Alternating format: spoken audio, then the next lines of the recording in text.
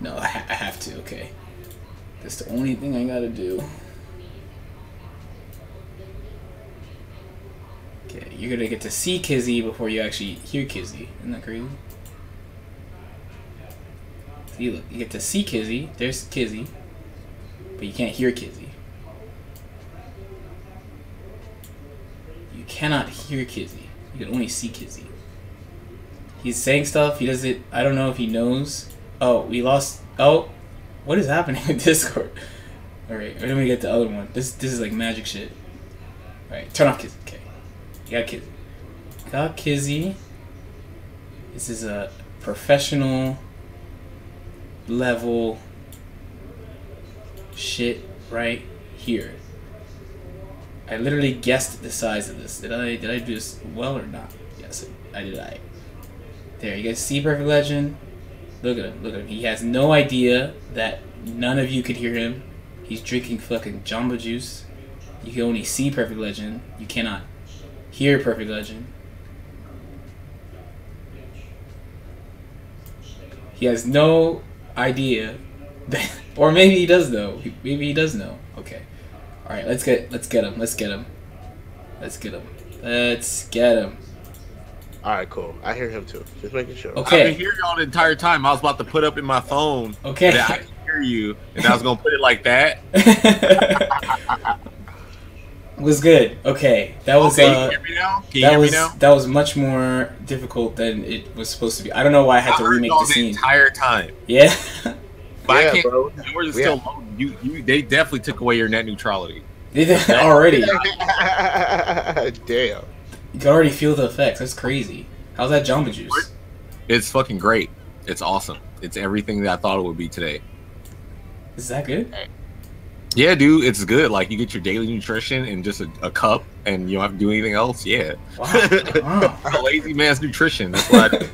It's a gamer fuel. Basically. This is gamer fuel. Basically. Okay, basically. How do you feel about that Dead or Alive thing?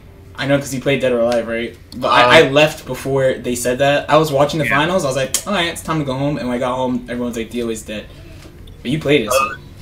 Well, the game's not dead. Mm-hmm. I mean, I guess, like, everybody's illiterate in 2018, 2017, or whatever, and does know how to read subtext. So, like, they're basically saying, we're not supporting the game anymore because we're going to work on something else, which might be DOA 6 or DOA Extreme Volleyball 2018 or some shit. Regardless, they're going to stop their resources on the game because basically they're just making DLC. They have so much DLC, like they said, they're in a Guinness Book of World Records for it. Seriously? So, yeah, that's what they said. They're going to stop working on the DLC and anything that has to do with DOA 5 so they can work on future products. Like, the game is fucking old from 2012, working on, you know, past gen stuff, and they just ported it. So, like, of course, I will want them to do that. But like, as far as like the other stuff, like, yeah, when they showed Ninja CW, I started crying. I cried for like an hour. Yeah, man. Yeah, I remembered. Yeah, that shit hit me hard. He was a BlazBlue player. He played BlazBlue. I remember him. We played BlazBlue together. Yeah. He was my training partner. We played everything together. Yeah. So, like, we played Marvel together. We played Virtua Fighter together. We played Tekken together. DOA together. Everything. We played every game together. Yeah, that's crazy. So he's an OG. Yeah, he's been around. Yeah, he's been around. I remember playing BBCT tournaments in fucking Jaxel's garage with like, it was like 30. He was living on the west of the coast. He was in Delaware. Yeah, it would be like 40 Soul Calibur people and like 6 BlazBlue people, and I played him in like grand finals or something. And he was like, "Man, I want to grind with you." I'm like, "Yeah, dude, whenever." I would like net play with him and shit. He was cool. Chris was a solid dude. It sucks. I wish he was around because I know he'd be happy as fuck for Dragon Ball FighterZ. Yeah, I was just watching. I was just watching the match of you versus Maximilian because I was trying to peep the new characters because there's so much footage of new characters in the past 2 days, like non-trailer footage of new characters. Right. Did you get to try out all that shit? I only got to try because I didn't get to play that much. I got to try mostly Black and Adult Gohan. I really like put time into Adult Gohan because I want to see what he had because like people were like, well, we don't know what the fuck's going on. I love people in characters. They're like, I don't know what's happening. I love figuring it out. Yeah. and he's definitely like a straightforward character, like straight up. But he works like Shun-Di in Virtua Fighter. What does that mean? So in Virtua Fighter, Shun-Di would like drink to unlock like either more damage and more moves in his moveset. Uh-huh. Adult Gohan does the same thing. So like, you know, in like Guilty Gear and all these games, you all know like the ground string becomes more. So like normally every character can only do like one low attack in their ground string. They can do like light, medium, medium, and you have to end it like with a low or start with the I mean like a medium low or end it with a standing medium low, standing medium. My bad, but when he gets like level 7 of the install, he's fucking doing hella long ass strings. I don't know when that shit ends. I wasn't able to test like how long, but I saw like it got even lengthy. He could at least go for 2 lows. So like that mixed in with his overhead special move, the quarter circle back light, medium, heavy, it gets real tricky because it's an overhead. So he can do that like whenever and then call an assist or do like a universal overhead. It makes up from that. I don't know if he can combo off of it. I wasn't able to like, you know, I have enough time to go and like test all the situations and shit. But it definitely does a hard knockdown. Most special moves in the game are safe, so I would assume that it's safe, like minor disadvantage, so you can at least, it's your turn when you block it. But when he's like powered up, at least by 1 bar, he can teleport when he does it, so it's like a meterless vanish. So, and also if he does a light one, it will hit in front. If he does a medium one, hits behind, and then the H one hits like in between the range of the light and the medium, so it's more ambiguous to block.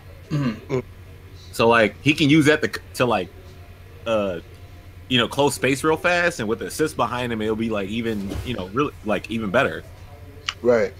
And he has like all the like Teen Gohan stuff. He has a uppercut special, and that gets enhanced. It does more damage and more hits when he does it when he's installed.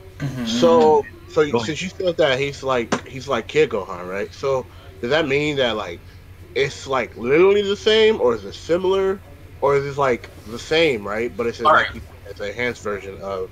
Yeah, because like all right, a big difference between Kid Gohan and Teen Gohan is Teen Gohan uses Masenko, like that's for like a ki, and if Teen Gohan does it, he just does like a rapid barrage of ki blasts like Vegeta, which kind of sucks to me. I don't like that. I'd rather you have a beam, but I understand it's for, you know, why he has it. It's for the sake of balance, so you're just not like, well, every character has a beam, so but like it's because Teen Gohan, he advances forward by doing like that kick that goes like that. But like Adult Gohan just like teleport, boom, and you're just like, what? And he but you can react to it and launch, but you got to pay attention. Like everything in this game seems like you have to focus, and it's hard to defend against, but it's not impossible to defend against as long as you have the presence of mind for it. Okay, that's good. Yeah, that sounds like pretty much games that are like coming out around this time, so that's pretty good, right? Yeah, it sounds like Arc Sys shit, to be honest. Like, yeah, we just talk about BBE a lot this weekend, and how like the main difference between, especially because like as far as BBE this weekend, like Galileo came over again, SKT beat him, and one of the things we were talking about a lot was like how different arcade and console is, because console doesn't have lag, but arcade does, like additional lag. So something that is a real mix-up in arcade, you can block on console.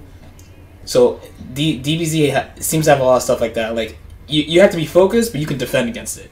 It's not like it's like laggy, so you can't see it, or like everything's instant or something. Yeah, it's not like hella ambiguous and you're just fucked. Like it's like just pay attention. You know, at least not yet. At least it's going to come down to conditioning your opponent to think about getting hit by something else, so you can like open them up. Like instead of you're just doing a bunch of options that are unbeatable. And then like block strings, you gotta just work to create the block strings. It's not automated. I like that. I like that too. I like that too.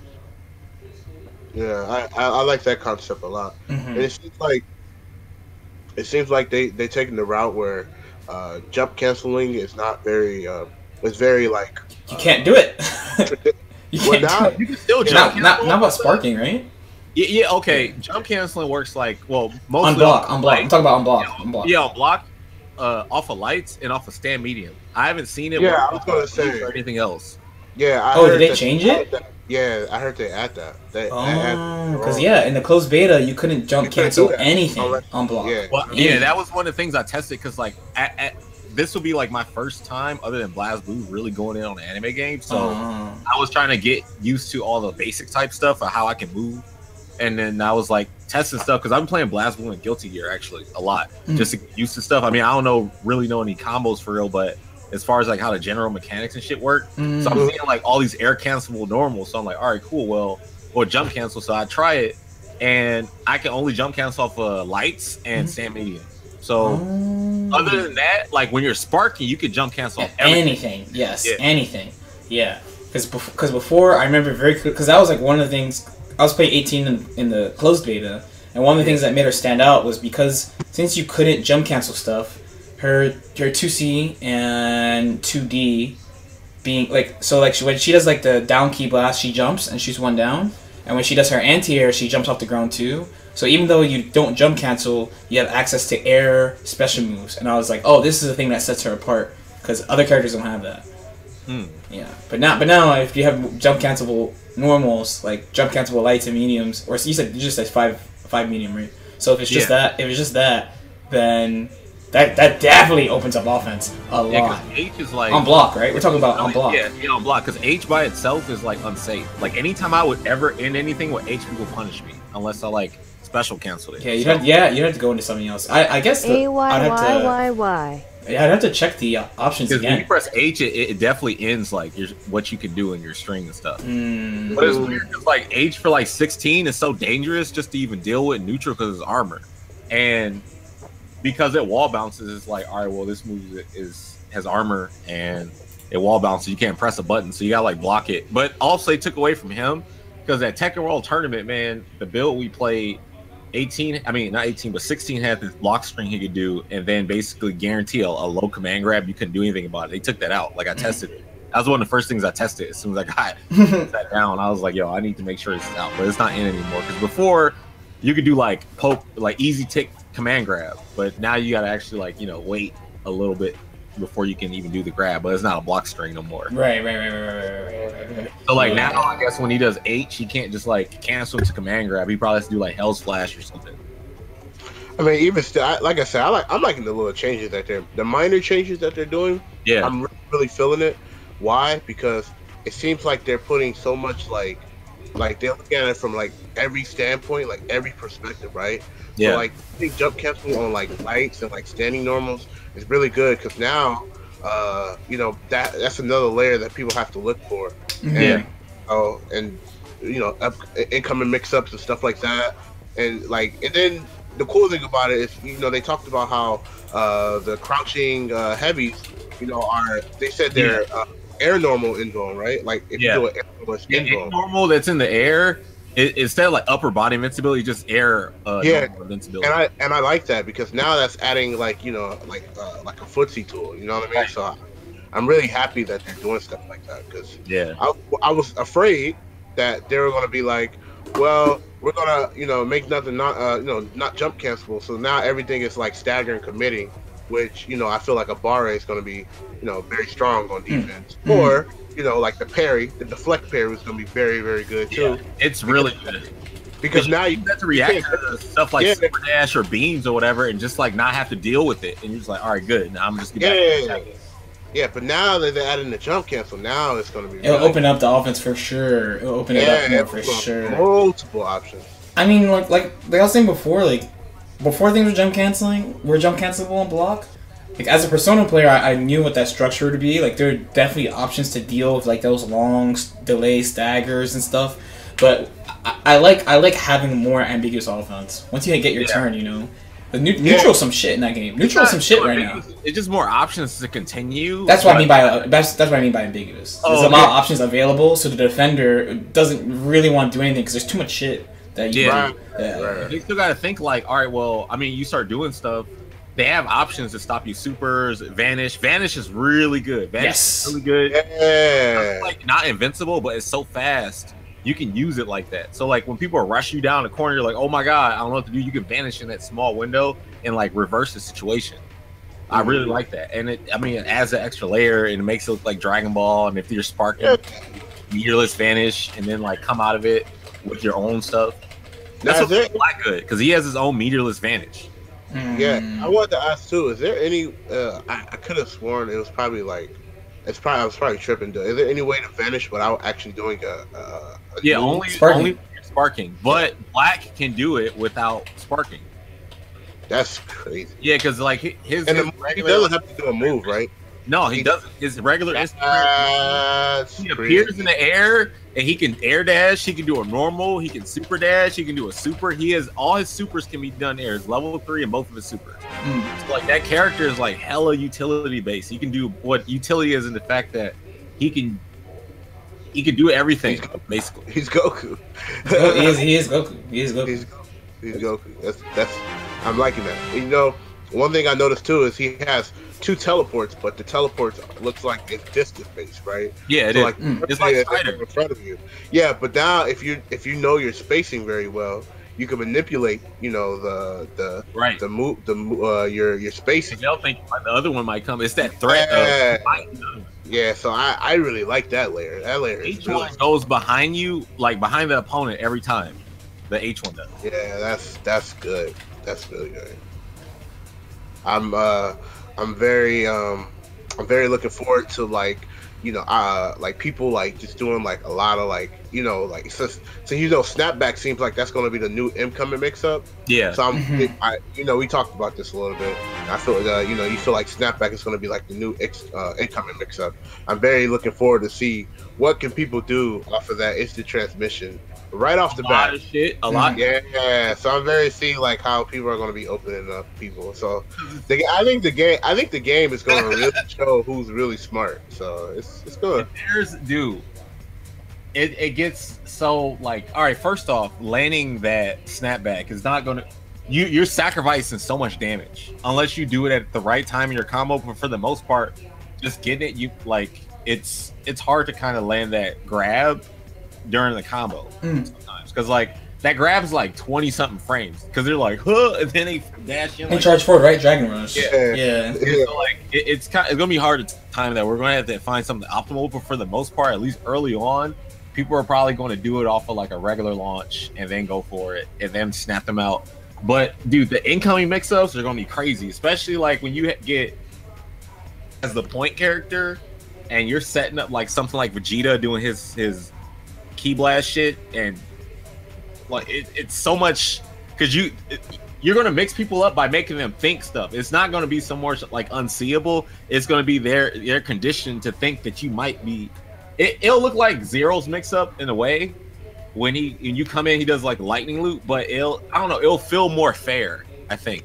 I see what you mean. Nah, I see what you mean. Makes sense. It's like ambiguous in the sense that you can't see, but it's not ambiguous in the sense that you can't do anything. Right. That's interesting. So that's a nice way to put it. It's a really good way to put it. I think one thing that stood out too was hit. I don't know if you guys hit. In my opinion, changes the meta.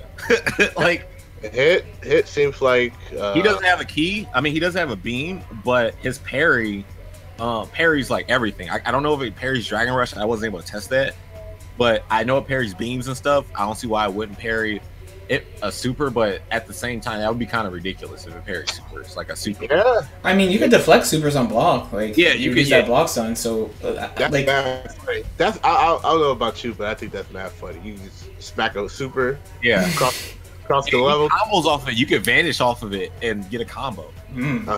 So like, if you got them conditioned to not throw anything at you, you're like, all right, cool. He has like an unblockable. The ice on the ground for time that represent time skip, that's unblockable. But as startup, so like it's everything that's kind of weird to block or whatever has like startup of like 20 frames, like overheads and all that shit. Yeah, and it seems like to be the recurring thing because that's the most fair situation for a human to react to. Because if it was too fast and it was just like instant, everybody would get hit by that. So like when you see it, you have to jump or move. But because of the threat that he might do that, you got to always be almost jumping, just about. And then he can call assist. It's funny that you put it that way, though. Yeah. How different? Okay, here's an interesting question. Because when you said that, because you put like NRS and shit. So like how you've been playing, especially BlazBlue. I don't think Guilty Gear will be so good for this, but BlazBlue. How different is that? Because that's in BB too. Like a lot of overheads in BB are like. They're like right there. They're like right on the border. They're like 22, 23 frames. kind of thing. I know in MK there are characters who straight up like ground overheads are like 16 frames and it's like good luck. Yeah, it's right like away. Like ridiculous. It's over the top. Like how do you like that? First strike universal overhead. Oh yeah. Yeah, it's like that. It's like that timing. No, like I mean, like, how do you feel about dealing about that kind of stuff? Like, dealing with NRS stuff. Yeah, dealing with that NRS stuff. In comparison, this is how I feel like that the way that the games are, that I'm not going to play them for the rest of the time that they're like that. Wow. So like, if it could be whatever, it could be MK11, it could be, I don't care, as long as their games still play it the way that they play, I'm not going to play them anymore. You know what can happen in Arx's game, for example, like. If we're talking about like these let's say like, let's use universal overhead as an example. Let's just make it a number. It's like 23 frames. You could block that. Yeah. You could definitely block that after you focus. Yeah, you can block that. You can block that. But if you have like the standard, probably most basic mix up in an Arx's game would be like empty jump low or delay air dash, right? Delay air dash. You can't if it's a true 50-50, you can't see it. And then some characters are built around that.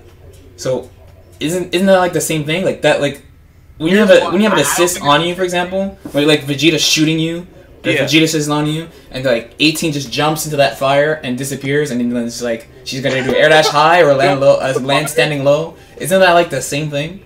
Kinda, but here's why it's not, because you got to set that up first.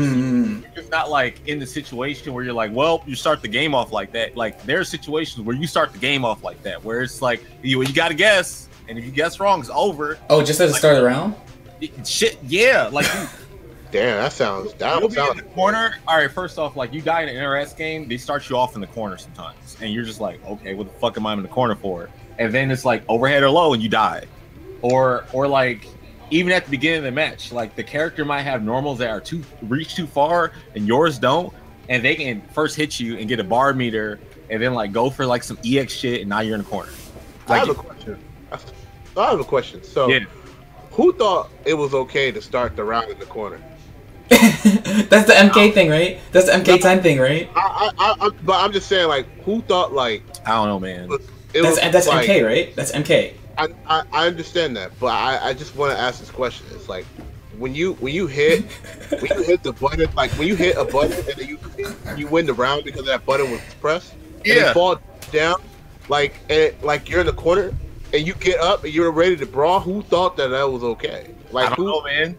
Like give me a loading screen or something. Like there are so many situations in that game and their games. I'm like, I can't do this no more, man. For like a long time, I was like.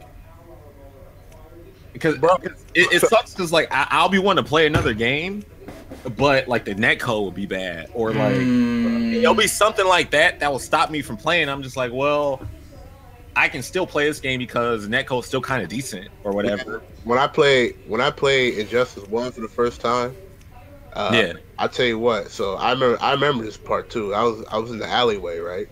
So you know that level in the back. Like, I think it's like in Are you talking about Gotham? Yeah, Gotham. Yeah. Okay. So what happened? Like that dumpster. Yeah. So I was playing Green Arrows. So you know I'm over here playing like methodical and shit, shooting people.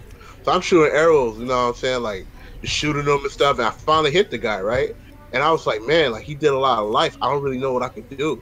And he got up and he just threw the trash can at me. I died. Outplayed, man. You gotta get better.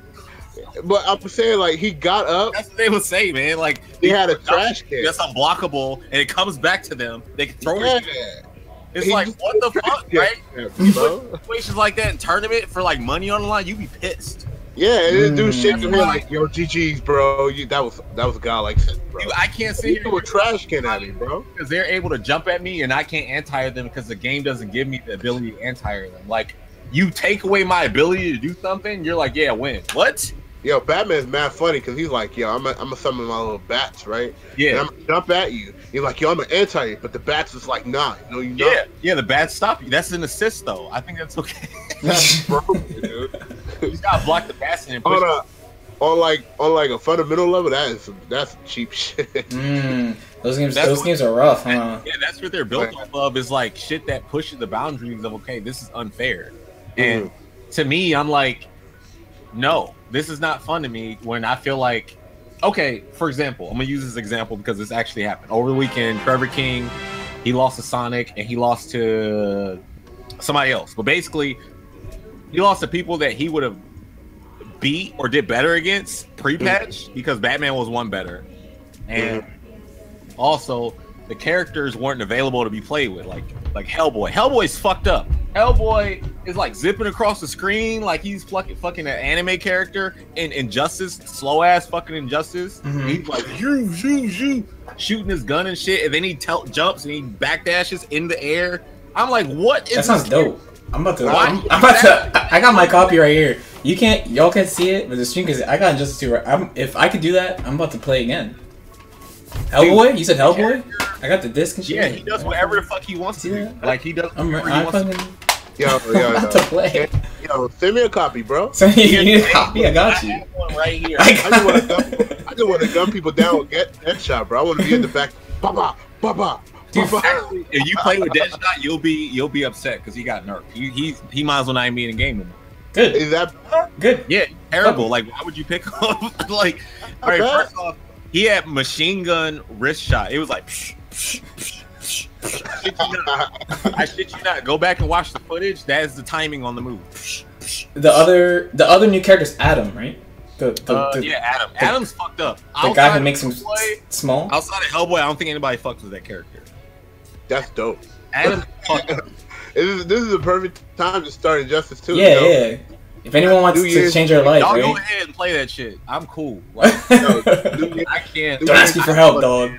Yo, new game, new DLC, new era. New me. Pick Adam. Look, everybody pick Adam. Go look at the footage that I posted of how to control people in neutral and the shit he low profiles and have fun. Go ahead. Oh, he can control? Oh man. All right. So he has a suite, right? Let me get on Amazon real quick. Let me see if Prime got a discount for me, bro. He might. Hey, watch him out the SoCal. I'll just give you a Injustice 2 copy that's unopened. Hey, can you throw like a frisbee? I'll catch it like with one hand, like I'm Randy Moss. Dude, DLC characters, man. I don't know where it's at. He's legitimately looking for it. Yeah, take your time. We'll be right back, guys. We'll be right back. Oh man. No, that game. I mean, that character, Adam, his down 3 low profiles nearly every move in the game. Including like down ones. I don't fucking know why they get high off that shit. I don't know what it is about them. They get high off down ones. Dude, characters that can low profile everything, and then characters that can be anti-air, that's their shit. They love that. Man, that sounds like a character. That sounds like a character I'm dealing with right now. Dude, you can start the match with trait, and they can't hit you because you're like this small, literally, and you can like hit them, open them up, and get the first hit and get your meter, and then like you can like rush them down while you're small.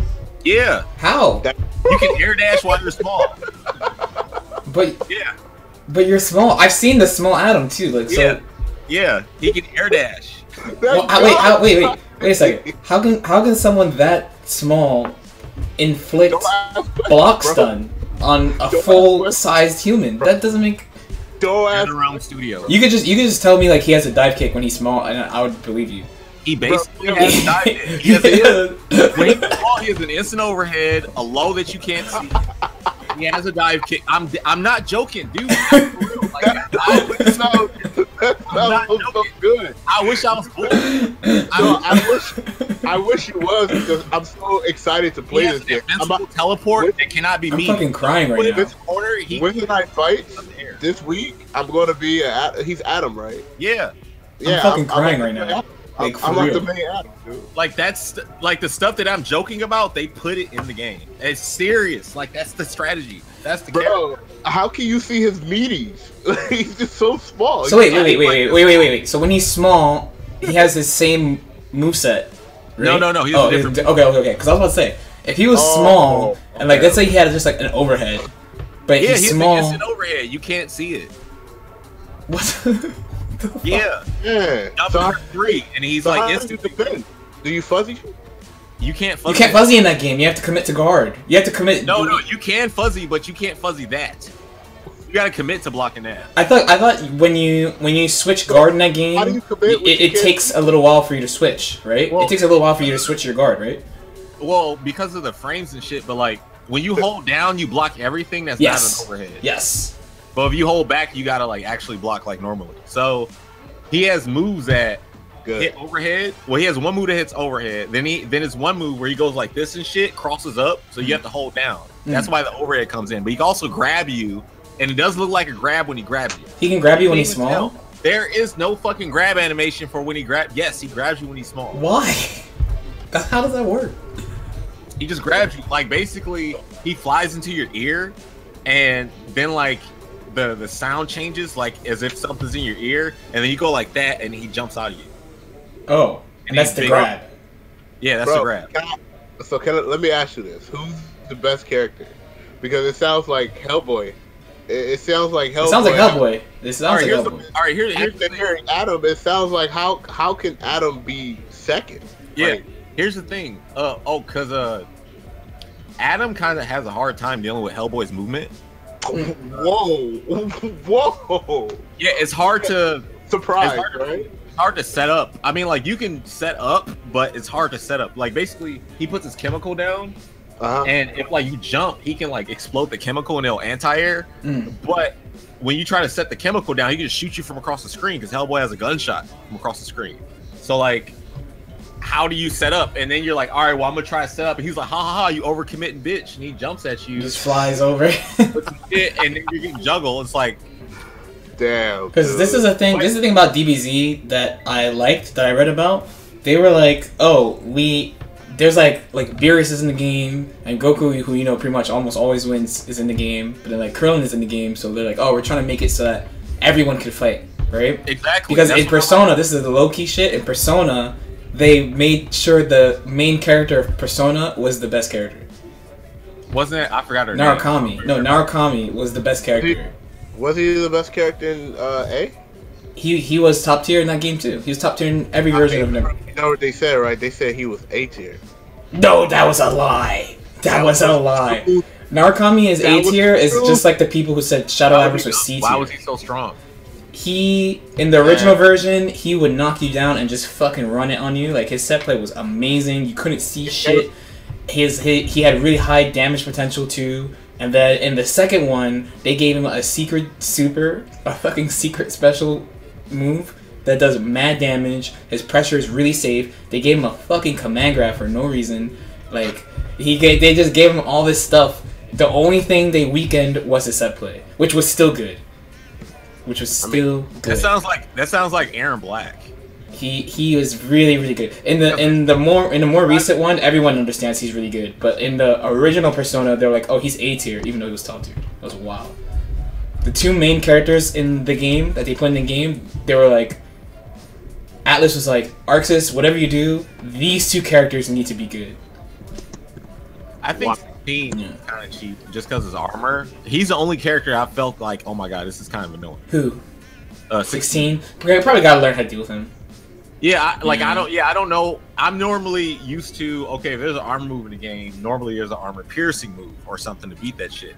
And they're like, no, there's nothing like that in this game. I was like, okay, what if I shoot a Kamehameha from a distance? No, he can still fucking H me through that shit if he's in the right range. So I'm like, what do I do? Block it or avoid it? Avoid it probably. Punish recovery, I guess. I tried to launch, but like, I don't know. But here's the thing, the training mode, here's how it works. You can set the dummy to just do a certain move. You're like, you want them to do H? Do you want them to do this? Do you want them to do that? And they'll just keep doing it over and over again. Did it have a complete training mode or just a quick training mode for you? Was it like finished, do you think? Did it look finished to you? I couldn't. That's the thing. I didn't get that much time. Okay. That's fair. Fair. But it was enough to where I can like test stuff. Because I mean, honestly, the beta training mode was going to West Canada lobby number 37, where no one was, with your boy, and just labbing out shit over and over. That's what me and Junior did at first, just to get used to moving around and stuff. No, that's where we labbed out Gatlings. We were messing around with Deflect. There was all this stuff. I messed around with another Guilty Gear player. He's like, come to South Asia number 67, no one's here. And we just grinded out training mode. Yep. Yeah. Me, I was North America 5. Dude, I was everywhere. I was a hoe when it came to... Oh yeah, when I was playing, I was going anywhere. There were some people like, I don't know. I mean, you said you were going everywhere, but like, let's say in the GG scene, there are people who are like, oh, okay, let's us 5 or us 6 who'll go in this lobby and we'll just play each other. Like the whole time. Yeah. I only did that for a little while. I mostly played randoms. I'm gonna be real with you. I think the two people that really blew my back out so bad that I was like, man, this game is deep. Was Naki and Tocynical, dude. I played those guys. Man, Tocynical's cell was so insane. Yeah, I was just like, man, like, is there any way to get out of this? I played Nakio for like 3 games at Tekken World Tour.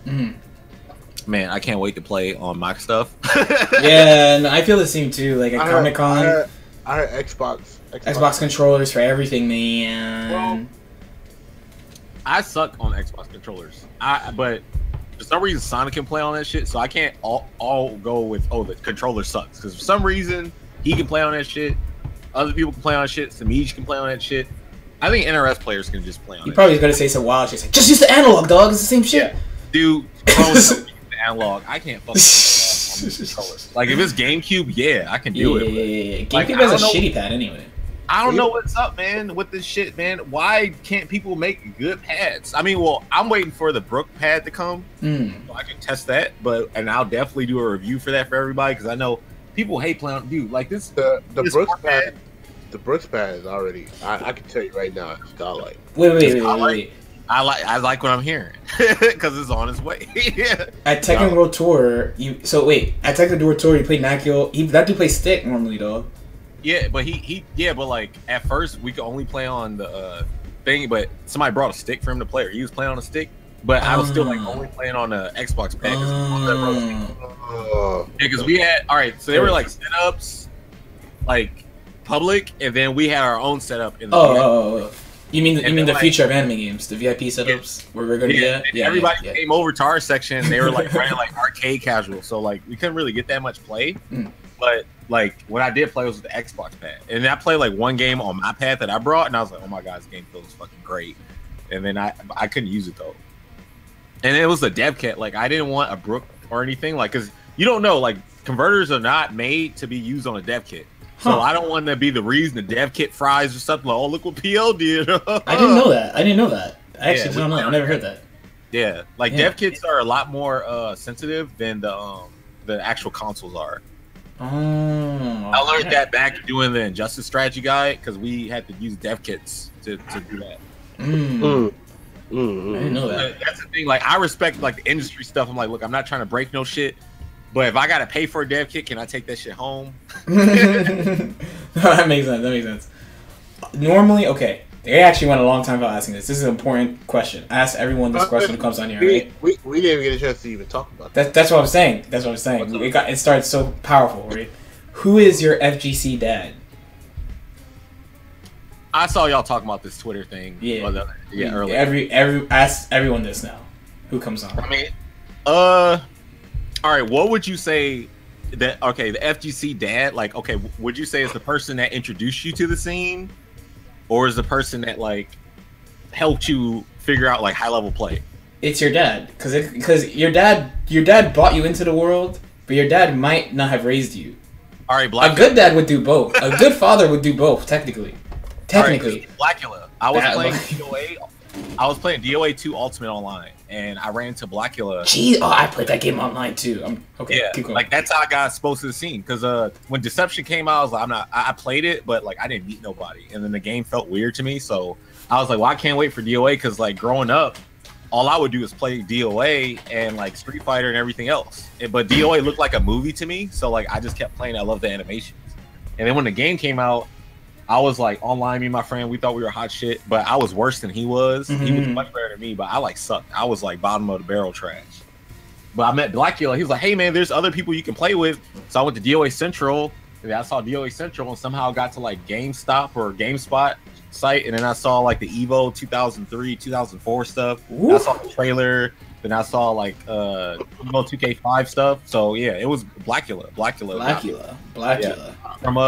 From I think he's in Sova. Did you start as Perfect Legend? Was that like the name? Yeah. In the fighting game community, yeah, I started as Perfect Legend because all right, this is how I got my name. This is the full story. I usually tell people the half story, but I just remembered like a little bit. You got plenty of time. All right, so I started off playing this game called Earth Special Forces. It was a Half-Life mod. It's basically a Dragon Ball Z game, but for Half-Life. And in the game, at first I was going by Super Saiyan Shin Carl, but I was like, I wanted. Hey, that He's name coming is back. solid. He's Don't coming let back. me- He's I coming will back. change that shit back. I will be Super Saiyan Shin Carl again. Don't play with me. He's coming back. but like, so anyway, I evolved and I changed my name to Legend. But the reason I changed it to Legend because I wanted to put Legendary Super Saiyan, but there was a cutoff point because the name was too long. So I just put Legend. And then like when I finally got the Xbox, I tried to put Legend, see if I could get it, and obviously I couldn't get Legendary Super Saiyan too long. So when the prompter came up Perfect Legend, I was like, oh, I could be Perfect Legendary Super Saiyan. So it was like perfect sale, so I picked that. That's a funny. That's a guy like. That's a guy like. That's how I got my name. That's a guy like Lord. Perfect or anything. It was just like I just couldn't imagine that. Damn, it was all Dragon Ball Z related. Yeah, that's why I'm laughing. So I'm like, it all makes sense why you're so excited for this game. Deep. Yeah. Deep. Super deep, dude. Fucking deep. that's where my game came from, dude. Like everything, dude. Look at this shit, man. Fucking. Would you see this, man? Hold What is on. that? What is that, porn?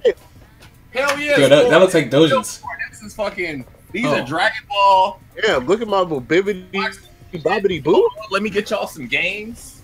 You see this shit? You got this? Y'all got this shit at home? No. No. I actually don't. You got shit you told me? You know what this is? This I is the bet. rarest fucking fight thing out.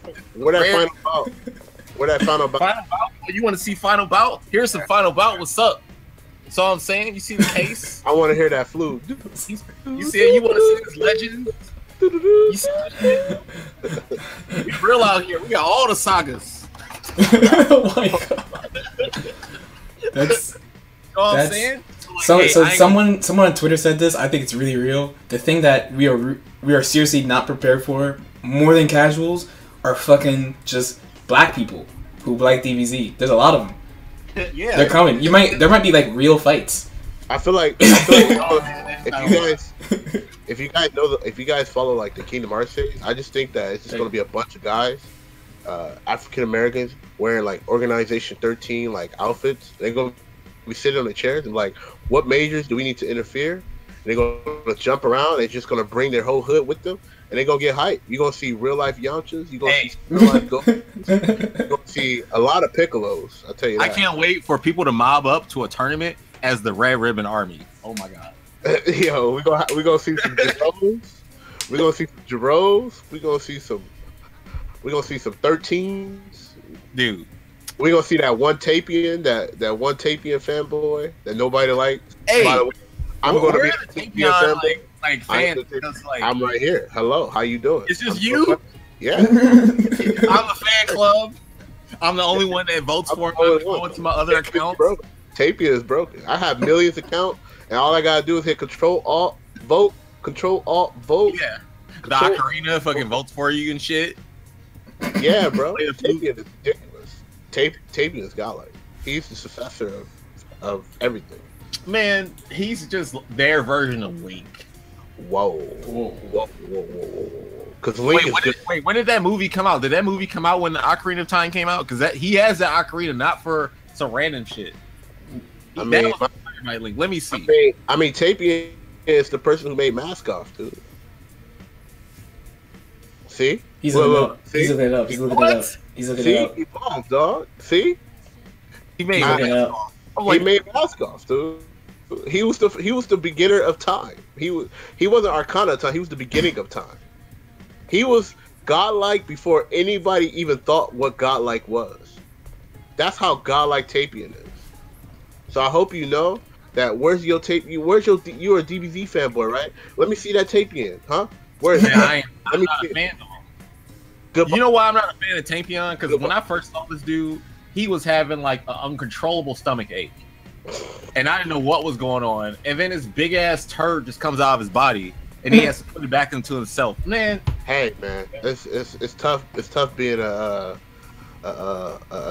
Tapian, dude. You know. Hey, and then everybody was fucking struggling fighting Hildegard, and here's Goku like, you know what?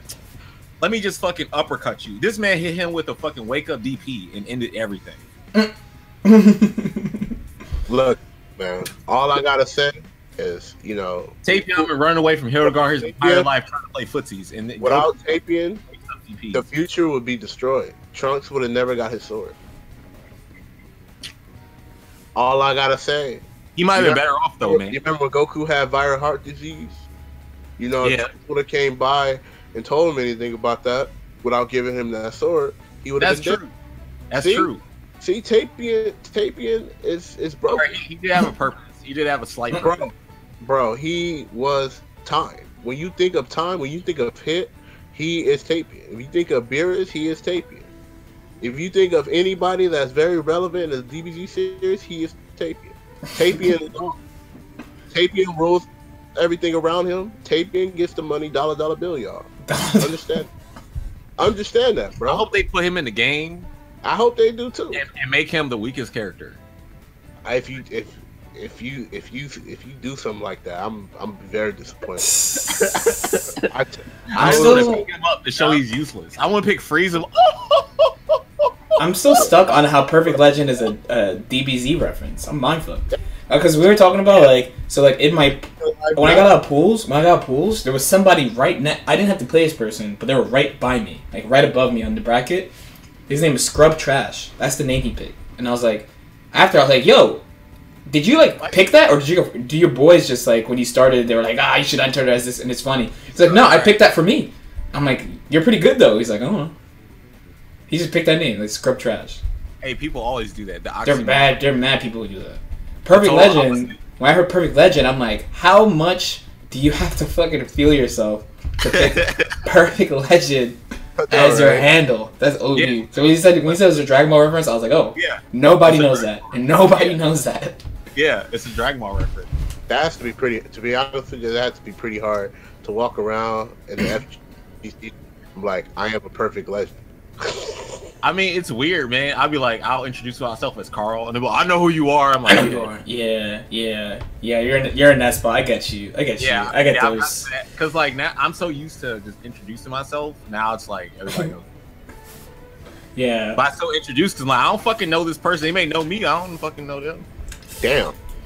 Do people come at you? Do people come at you aggressive? Do people come at you aggressive? Like, this is a backhand. Occasionally, this doesn't happen a lot, but occasionally I get a backhanded like someone be like, "Yo, yeah, I know you, LK. Like, you inspired me to get in fighting games." I'm like, "Oh, really? Great. Like, when?" He's like, "Yeah, when Spark blew your back out, I was really inspired to start playing fighting games. I was really inspired by that beating." And I was like, "Wow."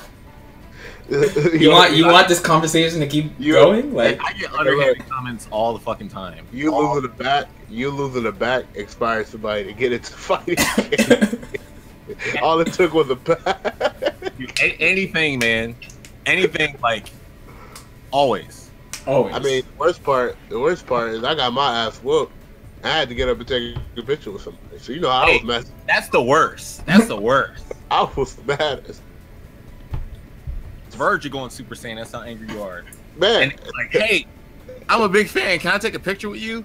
And you're just like, what the fuck out of here, man? But you're like, yeah. The funniest part, he was like, yo, man, I know you just lost and got bodied, but take a picture real quick. Take a picture real quick. And you know what the worst is? When your adrenaline's still rushing from the match and you're trying to smile, your teeth are chattering, you're like, yeah. You're shaking and shit.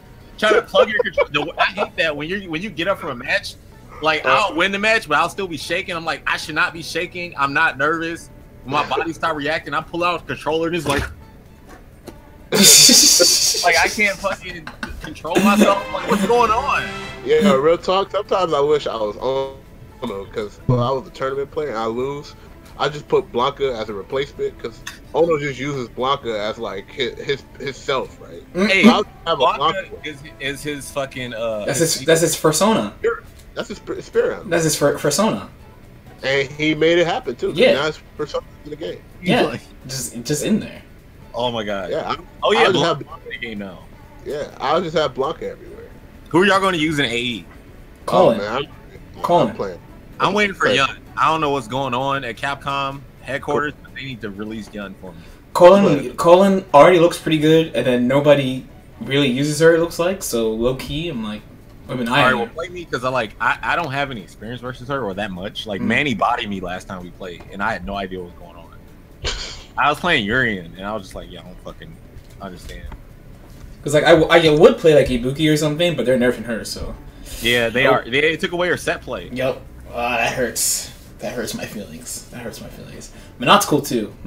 I played Monot like day one. I cracked out on Monot for like a week. I like when she her came walk, out. her walk animation and her walks. The world likes her walk animation, dude. There's some shit like they gotta hire that dude. Someone made a tweet where he's just like having Monot walk and he's just screaming like, that booty! I just bought Street Fighter 5 because of that booty! Yeah. And it got like 10k retweets and I was like, this is who you need to market your game. Like, Yeah. this is who you need. This is who you need. If they had that guy market Marvel, it would be so much more successful. He could do it. I believe in him. I was trying to think of a character with that much sass in Marvel. He could make it work. He could take something like, they could take Venom and he would like dub the voiceover. I'm sure someone had to have done that. Someone already did that for sure. How do you feel about Marvel? I think the game is fun. You shouldn't ask me that question because I think almost every game is fun. So like, I think Marvel's fun. I think Infinite's How do you fun. feel about jumping off this cliff? I think it's fun. I think it's a fun game. I like Injustice kinda. I think Nova. That shit is tight. You know, real talk. I actually like Marvel a lot. I do too. I want to hit people with my Sigma Nova shit. Like The only thing I don't like is all these armor moves that just like so hard to deal enabling. with. Hard to deal with. Hey, I take offense to that because Sigma has armor. Yeah, that one's his match grab. You can't punish it on block. You can't punish it on block. But all the Sigma players, they're like, oh shit, like I'm losing neutral. Oh shit, Just no escape. No escape. No escape. No, I think the game. See, because my thing is like for example with Capcom Cup, right? This is some like Guilty Gear shit. But I was asking other anime players. I'm like, all you do is shit on SF5. Why are you watching Capcom Cup? Tell me why you're watching Capcom Cup. Give me a good reason. Man. It's the cops. It's the chops. It's a chops. Yo, chop. I got answers from.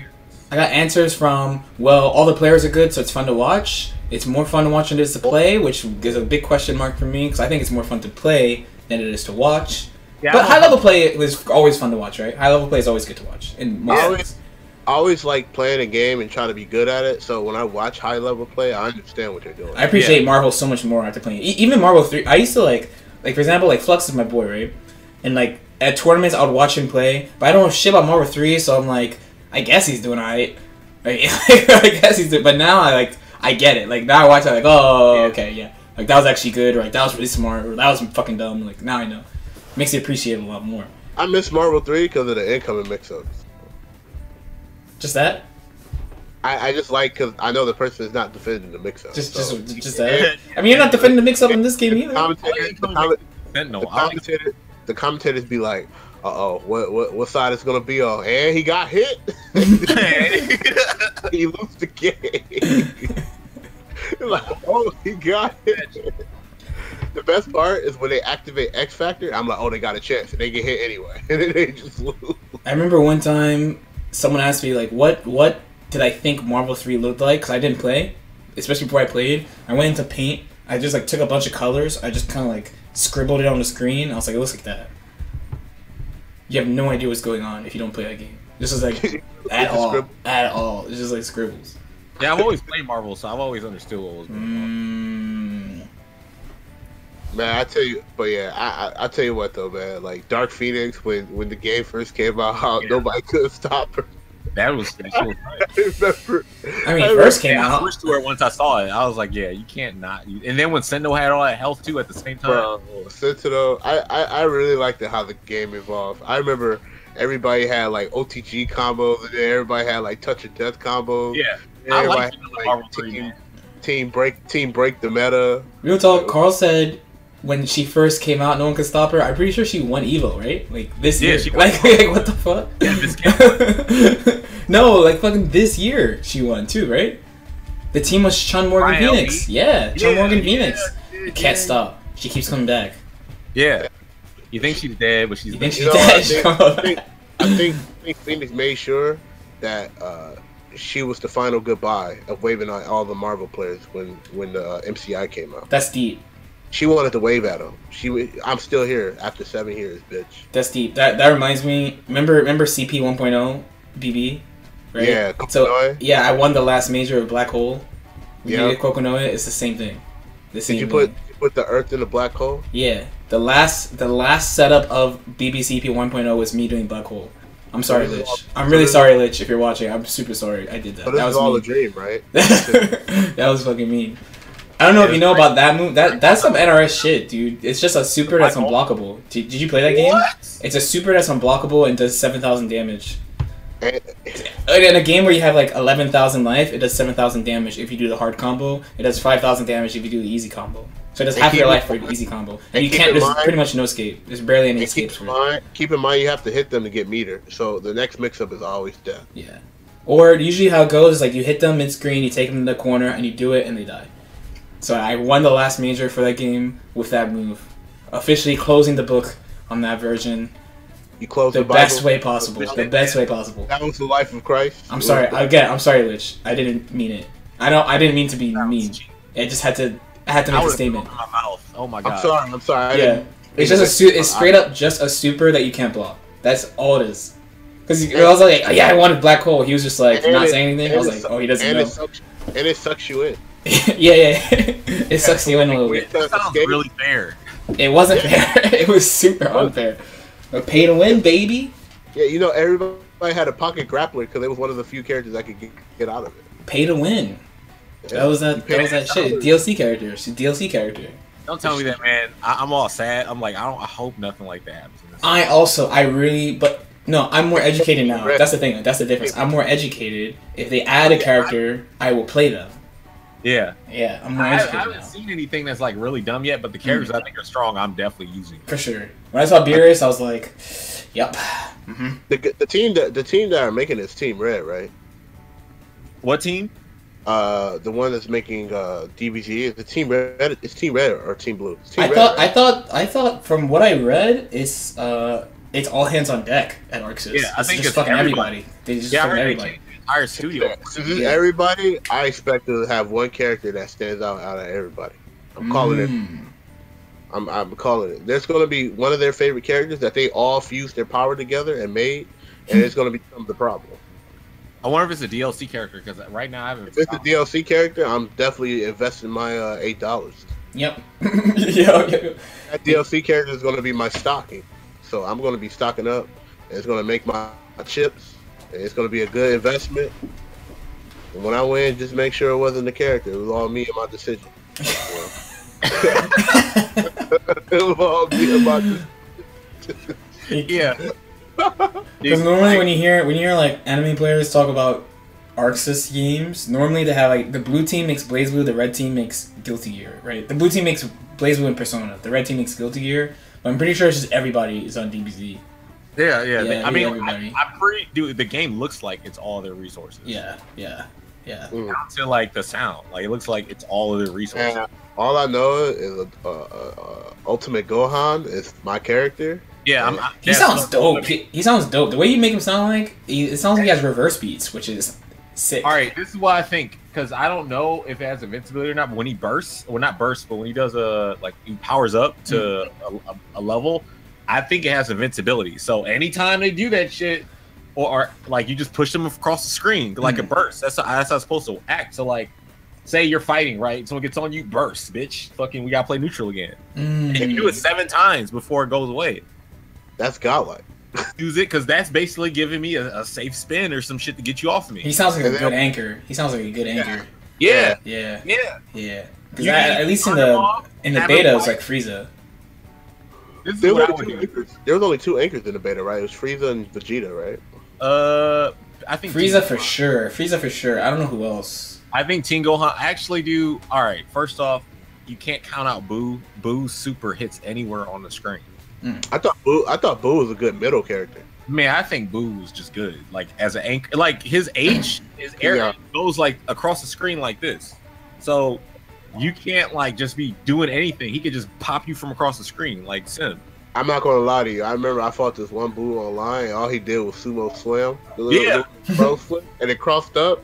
And for the first like 4 seconds, I couldn't stop it. Yeah. And I realized, super boom. yeah, and I realized that was that whole man's strategy. So all he did was sumo slam. Yeah, funny.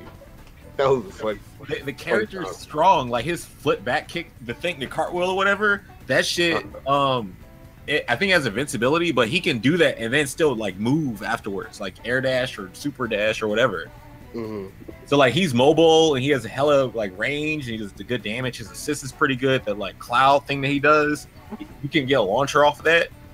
So I mean, not a launcher, but like a combo starter. Like you can super dash off of it. Mm-hmm. So it's if he's the assist, obviously. But I think he's strong, man. Majin Buu, he's a good character to DHC into.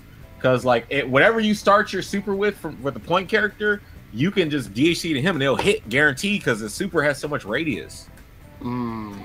That's how I look at it. Because like you know, Storm was the same way because Hellstorm hits everywhere. That's how that super is.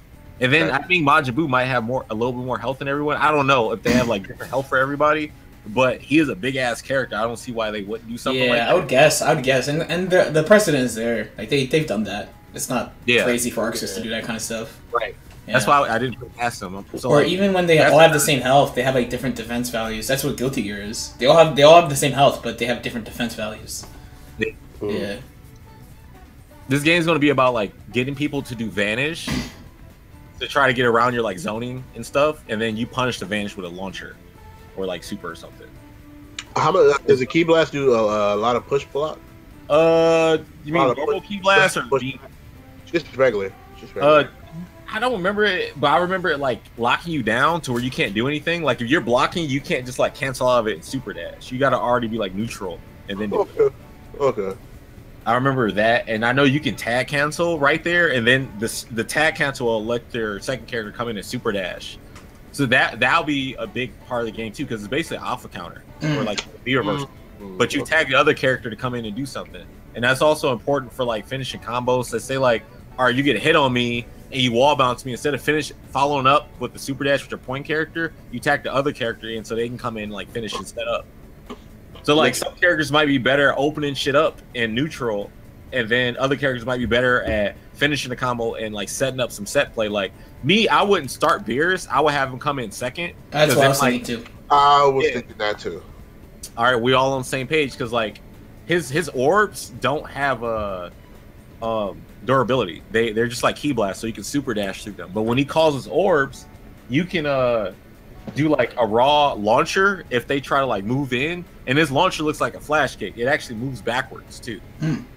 So like you can put up the orbs and they super dash on reaction, try to punish you, and you just launch behind them and flip behind the orbs, right? Well, basically you move backwards and you're still like inside the orbs, but but the super dash still will go through the orbs, but you can still launch them on reaction. You just got to be paying really close attention because that shit's fast. Like basically, while you're putting out the orbs, be looking at their character to see what they're doing. Yeah. So, I think hearing that, he seems like one of those characters that, with an assist, he's very easy to set up, right? That's why I think he's a middle character. Yeah. With one assist, he'd be able to set up, and I'm pretty sure with meter, he seems very, very strong, right? Yeah. So like having like 1 bar, 2 bars, he can really get started, get going. And then push it forward and building meter as he's using meter, and like try to like keep that. You want to. I think one thing is another thing that nobody really talks about is I think meter management is going to be very important. Yeah, meter management is extremely for sure. Being by yourself, I feel like in that game it's going to be extreme disadvantage. You don't want to burn all your resources. And it's not really a comeback mechanic too, right? Like sparking, you get health back, but that's so minor compared to other stuff, like other games, right? Yeah, sparking is like level 1 X Factor. Level 1? That's a good way of putting it. Level 1 X Factor. Even as the last character, it's like level 1 X Factor. And if you do it like pop it early, it just goes away so much faster. But it's level 1 X Factor. Yeah. But you don't do more damage, right? No. Yeah, you do more damage and you're a little bit faster. But the damage-wise, they said that you wouldn't do more than like 70% with your most damaging whatever as a last sparking character. Right, and you have to say, for example, you have to kill 3 characters. That means you got to work. You'd have to do more than sparking. You need sparking, and you need like that the Dragon Ball thing. Yeah. Yep. And outplay them on top of that. Yeah. Because the Dragon Ball lets you get another sparking. The Dragon Ball also lets you heal characters and bring them to life, and also like it lets you bring like I think you fill up their blue bar, and it'll like okay, say everyone's dead and you risk them back to life, they'll come back to life with like blue bar to where they can fill it up all the way. So say like you have Krillin and you bring him back to life, or you already have him and you bring somebody back to life, you could throw a Sensu Bean to heal them, because the Sensu Bean apparently heals them faster now. Like I saw in the last clip that somebody like Frieza took a Sensu Bean and he had like this much like blue life and it filled up like really quick. It was like that fast. Because before it would just fill up really slow, but it only fills up your blue life. So if you don't have that much blue life, it only fill up that much. So it's not broken. Yeah. Okay. Yeah, so it would take a lot of work to get like legitimate comeback. Because honestly, like other games, like I mean, we can go as extreme as like Storms and X Factor, and as low as what's a game that doesn't really have a comeback factor? Guilty Gear, I guess. This is Hellfire, I think. It's not that much. It's just more damage on supers. All I can think of are games from the last generation, because I'm like, well, other than Marvel and Street Fighter 4 with Ultras and stuff. I mean, Tekken's always had Rage mode in some way, shape, or form, because in Tekken Tag 1, it was called Netsu mode, or Natsu. Yeah, Netsu. Yeah. But it wasn't like so prominent as it is like as Rage. Yeah. I don't think Rage in 6 was ridiculous. That shit did too much damage. No, Lars. Yeah. And My Bound. friend. That shit. Lars, my friend. His shoulder tackle in the corner like 3 times. Yeah. It's 98%. Or Paul Death Fisting you, or Rage. Yeah. Then the thing too, like if sparking, I guess that some of these Shenron are like the main comeback things, then like that's pretty alright. Yeah, it gives you more offensive options. Like, say if you do a universal overhead, you can air dash cancel off the overhead. In sparking? Yeah. Oh, I did not know that. Yeah, and off of all the like normals, you can jump cancel. Oh yeah, that's the one. That's the one everyone knows. And then the vanish has no follow up attack too. Yeah. Yeah. Or you can make it to where it doesn't have follow attack. Basically, you hold the vanish button when you vanish, you won't do the attack. So you can control it. Yeah. So like if you're Golden Frieza and you have an extra air dash already and you're sparking, like you're probably the best character in the you're powerful. You're fucking powerful. Yeah. That's why I had him in the back originally. Yeah, Frieza is on my team 100%. It's gonna be like Frieza, Black, and Adult Gohan. Like, probably right off the bat. Because with Black, you get the ground Kamehameha. I don't need to fucking use Goku for that. And Adult Gohan has an uppercut, just like Teen Gohan. So like you can combo off that too. Like I use it kind of like Cable's assist, because I'm basically like playing basically mixed Marvel 2 and Guilty Gear at the same time. That's how it feels to me. I really like it. Also, you can air dash by when you jump, just hold forward and press the super dash button if you hold forward. Oh, they have an ID shortcut? Yeah. Oh, I did not know that. Or it might be new. Yeah, because that would be a really big hurdle for casuals. I accidentally like did it in practice. I was like, wait, how am I doing this? And I did it, and I was like, okay. That would be a really big hurdle for like casual players if they can't ID. Yeah. Dude, they have everybody in mind when making this game. Like the auto combos are for casuals, but auto combos are not going to win you matches. Oh, it's the same as Persona. Did you play P4U? I talk about P4U all the time when I talk about Dragon Ball. My best friends played it. Yeah. He said he actually ran into you. I don't know if you know his name is Larrykill, but he said he played you online in Persona. Yeah, probably. I played online a lot. I'm the same as you. Like I net play. I fucking net play. Yeah. Because now I kind of got to see like everybody here wants to play fighters. It's like at least. I mean, only cause you beat me in that set in Anime Suite. It's amazing looking right now. Yeah. Man. So it has that kind of same thing. Downtown and shit too. So like we're gonna be like hosting shit. Yeah,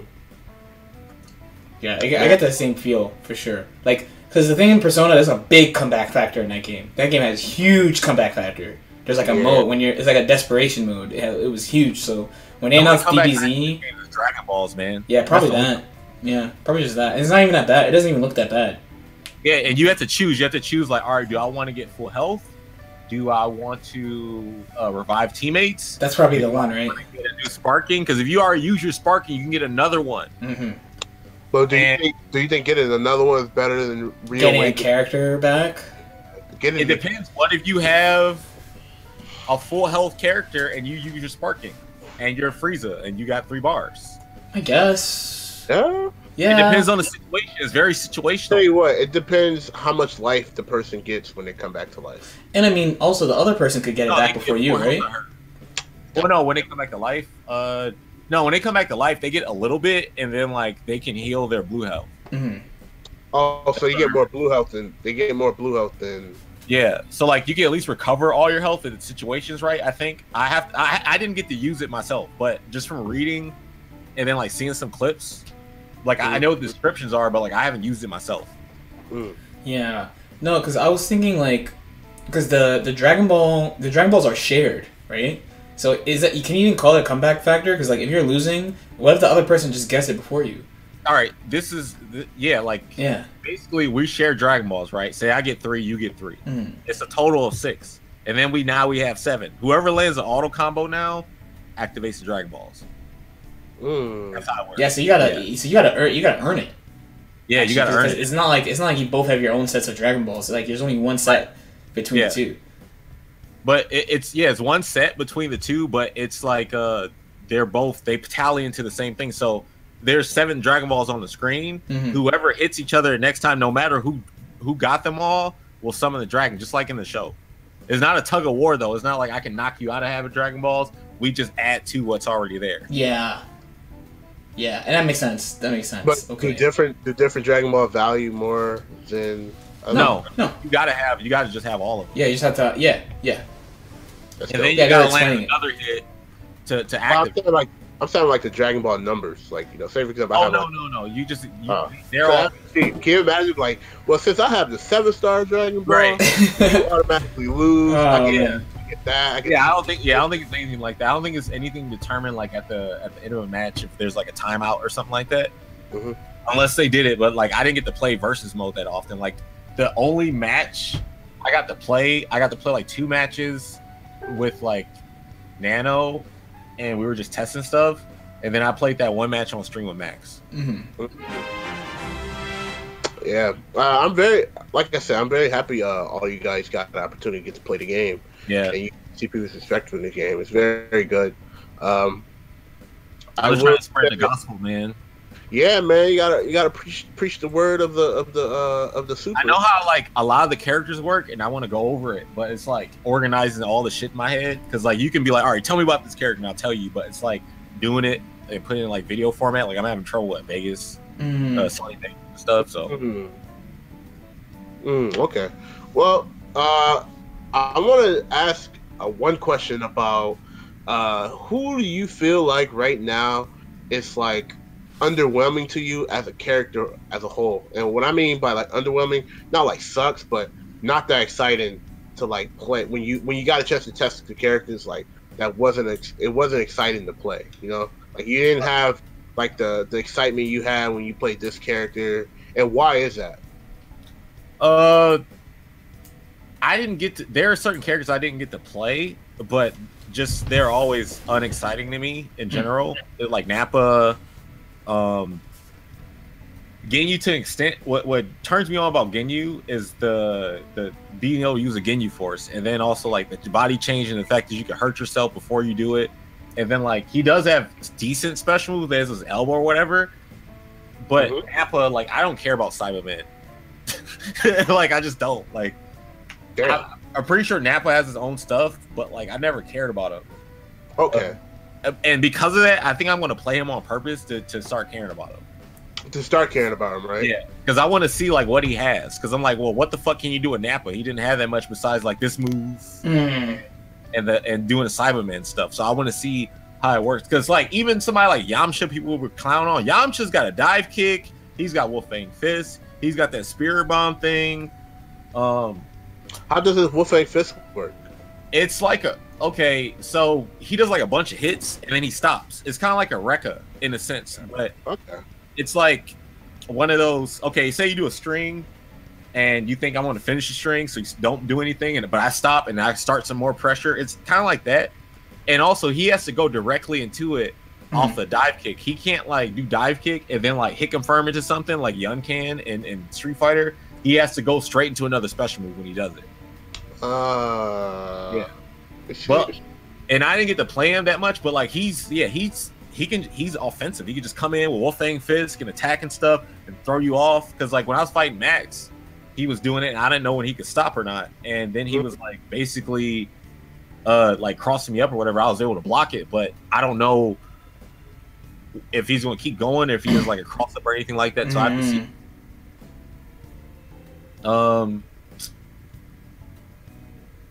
Anything else that you got a chance to really practice with?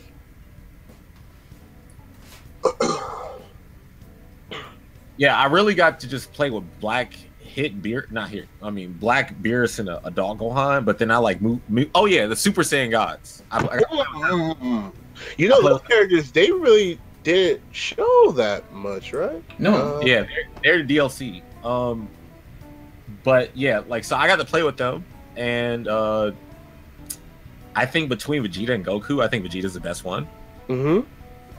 Okay, so his blast attack that he has, he's a Big Bang attack, meterless. Mm-hmm. And it's also his assist. So like in up close, the startup of it is an attack. So it's not like he has to, start up and then shoot it for it to hurt. It starts hurting like when he's starting it up. Oh, okay. And he has like Rekka kicks basically with I mean it's the same thing in like regular Vegeta has Super Saiyan Vegeta, he has this kick that goes across the screen like that. Mm-hmm. But he can do like different kicks. Like say if he does a medium one, he does more kicks before he like actually speeds. So he has that.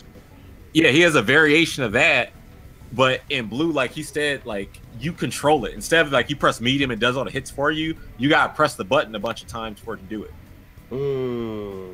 And he has a command grab that looks like his super dash. So when he does it, like he basically like just rushes at you and then grabs you and then like forces you down to the ground and wall carries you. That's godlike. I'm not gonna lie. And it looks just like a super dash. So you're just like, all right, well, this might be the super dash, and you block, but no, he hits you with that. You can't anti-air it the same though. Yeah, you can anti-air it. You definitely can. I see. I'm assuming it's gonna be very hard to see.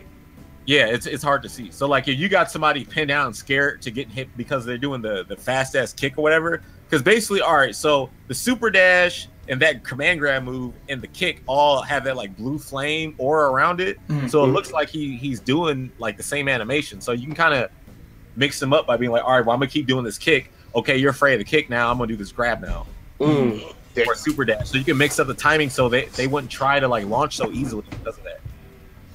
Damn, man, that's good stuff, right? That's good options. Very good. And then I'm trying to remember what else. Like he has a level 1 super that kind of works like a bionic arm in a sense because it's invincible and goes across the screen really fast. Mm-hmm. But like he basically runs into you and he punches. He does an animation where he does versus Black where he punches him down and he's like talking shit to him or whatever. That's basically what he does. Mm-hmm. Like he runs to you and then he like puts you in the air and then does that. And it's like level 3 and he has his Final Flash, but it comes out faster than the Final Flash when he's Super Saiyan Vegeta. And then you can like level 5 it to like come in and like punch you in the stomach. This character, man. Yeah, I don't think they showed him on stream today, right? Yeah, but he sounds so good. Yeah. And now let me tell you about Super Saiyan God Goku. Now I think Vegeta's better because I think he's probably more solid, but God Goku doesn't have a Kamehameha. He has like a super Kamehameha, but it only hits in like a 45-degree angle, like Cell's assist. Mm-hmm. And it requires level 1. But instead of having that move, he has a instant transmission that he can do on the left side or the right side, and he can do it in the air on the ground. So, say if I do like a Kamehameha assist, I can like teleport, and you don't know what side I'm on. And you can so it's like a berserker slash that you can do anywhere on the screen, and it'll cross up anywhere on the screen. That's good. But it's like 20 frames, so when he reappears, you can anti-air him. But of course, like if assist is out there, you can't do shit. Can't really technically do anything. Yeah. Right. But to make you have a hard time blocking that, he has like the same type of elbow like Ginyu. Mm-hmm. He can like move across the screen real fast and do that. And the EX version will have him like teleport off the screen real quick and go like that, kind of like Piccolo's elbow. So like, he has options to attack you from different ranges and shit. but he can't really zone. He's more so like a counter zoning type character, other than like his normal rushdown stuff. Right. Yeah, no one was really using him today, I think. Yeah. He wasn't available. Oh. Yeah. Because he's early access build, you have to pay for it. Right. So unless you have like the full game, it's not on there. Like they did, like that's what I saw on the build that I had that I was playing on. About to get in that early access beta. Yeah. And early also access. Yeah, also go pre-order a game and I'm not saying that just to promote it. Well, first off, I love Dragon Ball. I'm doing this shit for free. I do not care. Look, pre-order the game so you play in the fucking beta, and then play the game so you can be cracked out like we are. And that's all I'm saying. Like for real, like I'm very lucky to be able to have played the game, because I remember when I first saw it, I went to Evo, and then like I got lucked up and like was able to play, and then I got the beta code, and then like they invited me to come play at Tekken, and then like for this, so I was like, hell yeah, I'm playing. I love this game. This game is tight as fuck, and everybody needs to play this shit. You're missing out. Like, okay, I'm pretty sure they plan on promoting this game, not promoting, but like supporting the game for years. I have a like estimate in my head like 5 years. It's not gonna be like, all right, well, 2 years and it's done. Like, you know, NRS games, we actually get to enjoy the game and stuff. Yeah, that's basically what happened. They're like, all right, well, esports and the game is out. Oh, well, you gotta start the grind right now. You know, you don't know how to play yet. Well, World Championship is in 4 months. What the fuck is that shit? Anyway, so like Dragon Ball, we're not gonna have Evo till August, so we got like you got 8 months right to play. Yeah, it's a game now. Figure out if there's any bullshit or anything like that, and make sure it's fine too. I'm pretty sure they'll use the beta for that. If someone finds something broken, I'm pretty sure they'll fix it, adjust whatever. But I'm man, game's too good, dude. Like I'm super excited. Like I wish I would have played with Tenshinhan. Tenshinhan's somebody I want to play with because I like the Shinki Koho, and I feel like he's gonna be Mr. Happy Birthday. Like if somebody Mr. Happy Birthday, dude, if they call their assist and that man has the meter, your entire team's over. Like he's gonna kill himself killing you. I'm burning that meter to dude. It's just like 80%. Wow, does that much? So you call an assist, it activates? And he hurts himself. No. Not, it doesn't act. I'm saying you can activate on reaction. Like, okay, you call an assist, and I'm like, oh, you call assist, and you just hit their ass. Damn. Yeah, you just snipe him, kind of like Cable, Air Hyper Viper Beam. Damn. I mean, one thing I liked about 18 was like, especially as a point character, is when you have a bar. When you have a bar and you do the EX17 assist. Yeah, and the EX one, he fucking blows up the assist. Yeah, but he's just standing there. I was like, dude, why is he standing there? Like, what is that? When you call assist, it's done. Actually, just it's a big utility for her though, man. Being able to attack with 17 at the same time is so good. But 18 is actually really lame because like her destructive disc is annoying as fuck to deal with neutral.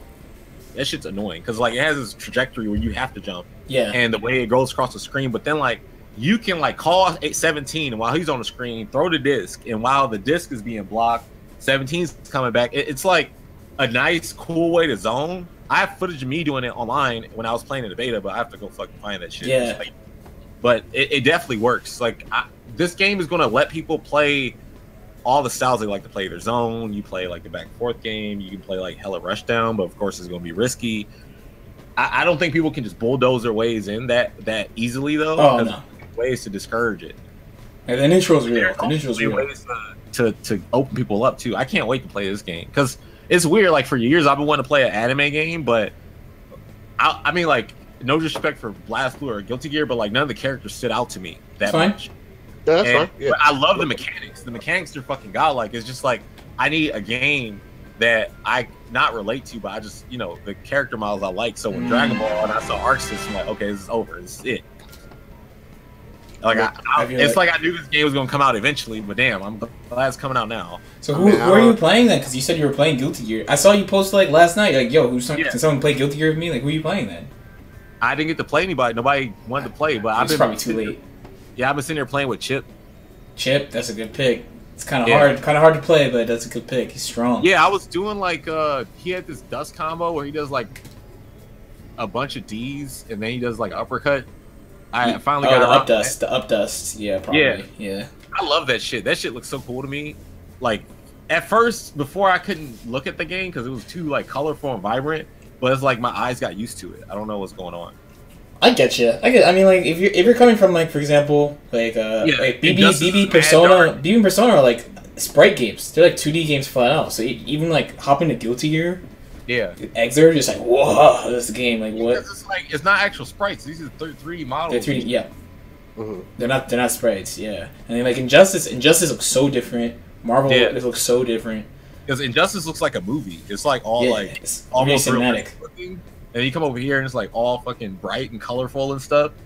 This shit looks like when you go outside on a sunny day. This shit's like hella nice. Even on the dark stages, I don't know. The game's pretty. So like that's how I feel with Dragon Ball. That game's gonna look stupid in fucking 4K. Like I don't know how we're gonna watch. I don't know how we're gonna be like containing ourselves at majors with Dragon Ball music playing in the background, Dragon Ball sounds playing background, big ass Dragon Ball characters on a big ass fucking Titantron or the whatever what the thing they put. I don't know what this shit's called, but they use that shit. I don't know if you watched like the Evo Persona the first time. I don't know what you know about that game, but they had like all the music's in the fighting game. So when I played, like I was the first match at top 8 the one year. And we played like the battle theme, and everyone was singing the battle theme, and I was fucking sitting there like shaking. I was like, shit.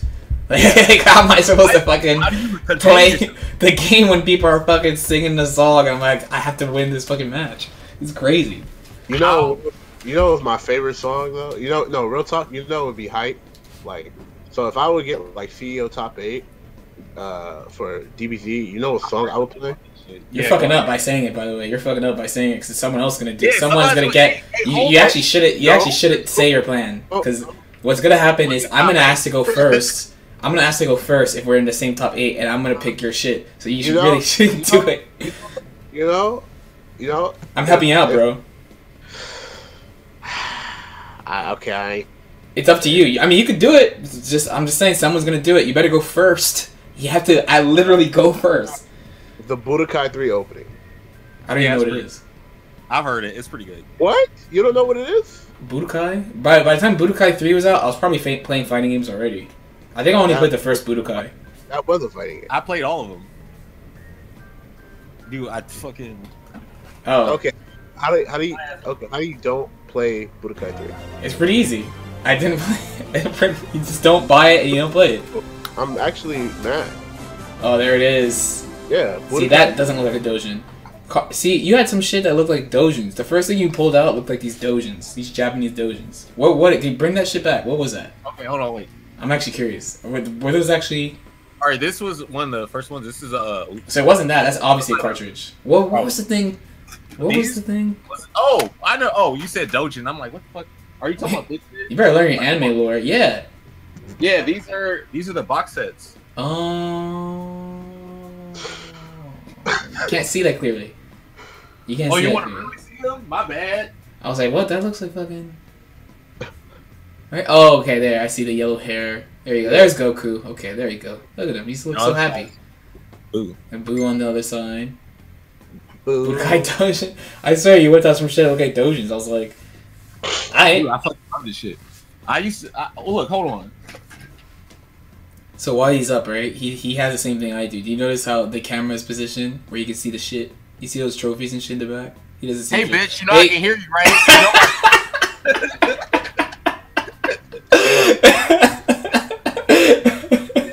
This is the VHS cassette. The trade show to get this shit. That's right, bitch. These medals. You see them emo medals up there, bitch? What, dude? I got the same. I was just gonna say I got the same shit. I got the same shit. Look, the lighting is better, right? I got the same. Right there. It's right there. It's all right there. You want to see my rings, dude? Dude, I wish I had a ring. I want to get a ring. I think rings would be tight. Rings would be tight. Smash did it, right? Smash is godlike. Smash has rings? That's news to me, though. I swear, every kind of trophy, man. I swear to you, I felt like I seen somebody put it on a pinky finger, and it had a Smash major ring. You want to talk about Smash real quick? Wait, ready? I think Carl, you seen this though, ready? You know, I haven't been able to see you this entire thing. Like, fuck! I gotta put on my cam. Okay, yeah, I gotta change the cam. I was gonna net neutrality over here. No net neutrality. We already know. So wait. So wait a sec. Wait a gosh darn second. All you've been is a cursor that's loading. Oh, I see it. ECT, baby. Oh, it says I can't see anything. I only see Kizzy. I see the Kizziest of K's, but I don't see look. Focus on on the main. Oh man. Oh, you gotta go to the stream. You gotta go to the stream. You gotta go to the stream. You want to see it. It's too bad. Where's the stream? See, you gotta link me. Lord Knight. You didn't give me a link to the stream or nothing. Look at this. It's Lord Nizzy Knight. Do I gotta type Nizzy Knight or do I got what? Nizzy Knight with a PH. You definitely retweeted the stream too. I did, but I didn't go to it. Damn! Be dying. Damn. All right, now we're here. Okay, now I see you. Damn. Yeah, I'm on the stream. I didn't know. Now I can see the chat. What's up, chat? What's up? There. What Who up? Dat? Who dat? What's Smash up? King. Top Smash player. Look. Hey. Top baby. Smash player. Where's your Smash trophies? And we need more Smash. No, we need more fighting game players to win Smash tournaments so we can like squad Dude, up. I used to play Melee and I play Marth. Good choice. Me too. Oh, I play Roy. Marth has the fucking cape. Yeah. That fucking swaggy ass cape and that long ass. Why are you playing Roy? Roy sucks. Roy does not suck. Roy sucks. It's better than Mark. Kizzy's like, I'm gonna work on it. Hey, well, okay. I used to think that until I realized Marth was better. I used to think Mark was good until I realized Roy was better. Oh, man. I was probably the worst type. I was like, I understand he's not better than Marth, but I'm so fucking smart that doesn't matter. And then I learned about counterpicking and how you can't stop counterpicks. You can't stop counterpicks. Counterpick the game. Counterpicks. And then that was it. That was it. I went to Marth. I said goodbye to the fire. That was it. Goodbye. Goodbye. Goodbye. That was it. And then Roy. Smash, why are you chic? Good choice. I didn't nerf the shit out of her though. I played Bayonetta. Of course you do. She's a great character. I don't know about Yeah. Wait. Who do you play in MKX? Who do you play in MKX? Who's your main in MKX? Kung Lao. Kung Lao. Would you hug him? No, not that Kung Lao. No? See, I would hug all my mains. That's what I'm saying. I wouldn't. That's what's important. If you can't hug I'm your not main, I can't hug anything from that game. Why? why? Bro, Look, I would hug Tanya. That's who I played at MKX. I would hug Tanya. you had a Western hat that you could throw and cut people. MK9 Kung Lao, I'll hug him. You'll hug him? You know, when I remember You would hug him? when I remember MK9 Kung Lao, I just remember his dive kick. Yeah, that shit was unsafe as fuck on block. If you can't hug your main, it's not real, dog. Hoodaba. That's all. Yeah, I love that shit. His dive kick was like.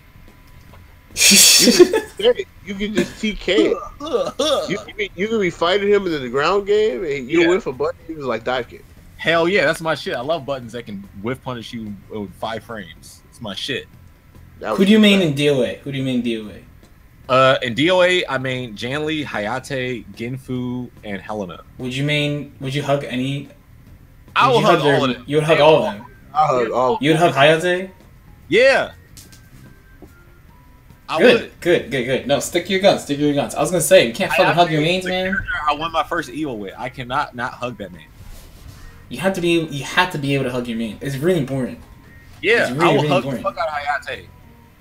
Hayate will get the hugs. Would you hug Chip? What if you physically can't hug your main because they're too thick? If they're too thick. What if you're the Zangief man? I'll be a Majin Buu player. Would you like hang on his arm and hug his arm? I mean, you can still hug him. Maybe you can't wrap all the way around, but you can still. Yeah, you know what I mean. Yeah, kind of. I mean, like I could be able to hug like a side or a section of him. yeah, it's okay. Like it's the thought that counts in the action, you know. So would you try to pop lock and hug his leg? As long as he doesn't try to eat me. Yeah. I would do it on some what's that old fucking breakdancing movie called? Or is it called Break? What, Step Up? No, was it Step Up? Is that a breakdancing movie? I heard old. So when I'm thinking old, I'm thinking like 7 years ago old. No, I'm thinking of 20 years ago old. I'm thinking about when I was a kid old, or when I was. You talking about when Power Rangers 1999 came out? I'm talking about when Vin Diesel was a breaker. Oh, that's old. Yeah, breaking when he had the. Yeah. I would hang out with Mr. Sutton, and I'm like, look, I'm gonna clean your house, and I'll take a broom and I'll just start pop locking with the broom, and I'll come up to Majin Buu and like hug him. You like hug that. You hug him. It's important. It's important. Whoa, time down. So you can't come at me like being like, of course you would main Bayonetta. Yeah, I would. No, I would hug her. I would not hug Frieza. You not hug Frieza? Whoever your point character is your main. If you think about it, because you have a 3 versus 3 team. I was thinking about this because this is really important. If it is a 3 versus 3 team, three-man team, right? So they're technically all your mains. So your main is the point character, right? It would not be. All right, well, Adult Gohan would be my main because Black would try to kill me because of Zero Mortal Plan. You know that man pulls out all the time. He doesn't like nobody. And you got. He don't like himself either, right? Yeah, dude, he likes himself. He fused with himself. You got because he had no choice. Self person of all time to fuse. He's like, I'm gonna go back in time. He had no choice. Yeah, dude, I would fuse with myself. They were both scheming versus each other. They were like against each other. They wanted to fuck each other up at one point. Did they? We don't have no choice. Let's fuse. We don't have no choice. Let's fuse. And they fuse. Dude. The way they fused was much better than everybody else. Real talk, that hug, when they hugged each other, it was the most scheming. It was like, yo, like if I ever catch you slipping, I'm gonna fuck you up. Sorry, me. I ain't gonna fuck up. Yeah, all I'm saying is like, if you let me ask you this question: if you had to fuse with yourself, would you do it? Yes. That's a dumb question. So would you be perfect legend? Perfect legend? No. No. He would be perfecto perfect legend Rojo. Would I be super perfect legend? Would I be complete perfect legend? Complete perfect legend. I would like to have myself see myself, and we just scheme together, and we just go like across the world, and we just take over, and we just bring the world together like this. So like I'm over here, and I'm over there, and we just do this, right? And then we fuse because now we took over everything. Are we fusing by Patora, or are we fusing by the dance? I'm not dancing. I'm not dancing. Like, can you imagine like somebody's dancing? It's like, are we blood walking over here? Then we see walking over here. Then we alive. Yo, my fusion dance will be godlike. We will be. And then we do the electric boogaloo.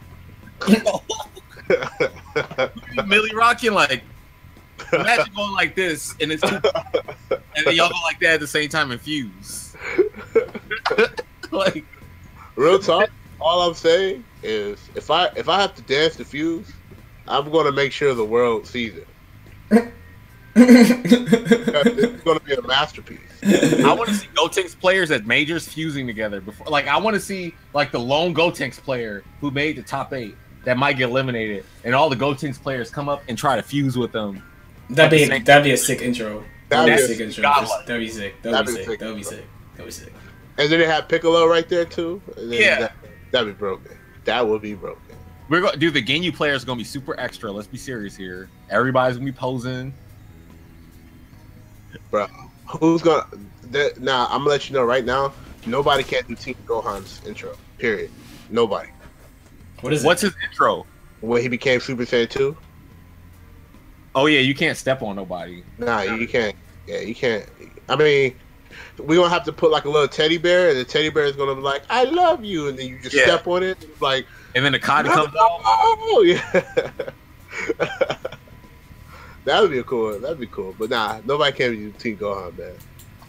All I think it's funny because if we can just get a teddy bear, we can like make it just say, "Let it go, let it go, let it." Oh, and he step on that shit. No, what happened to the call? Are we still on? Yeah. The video's gone.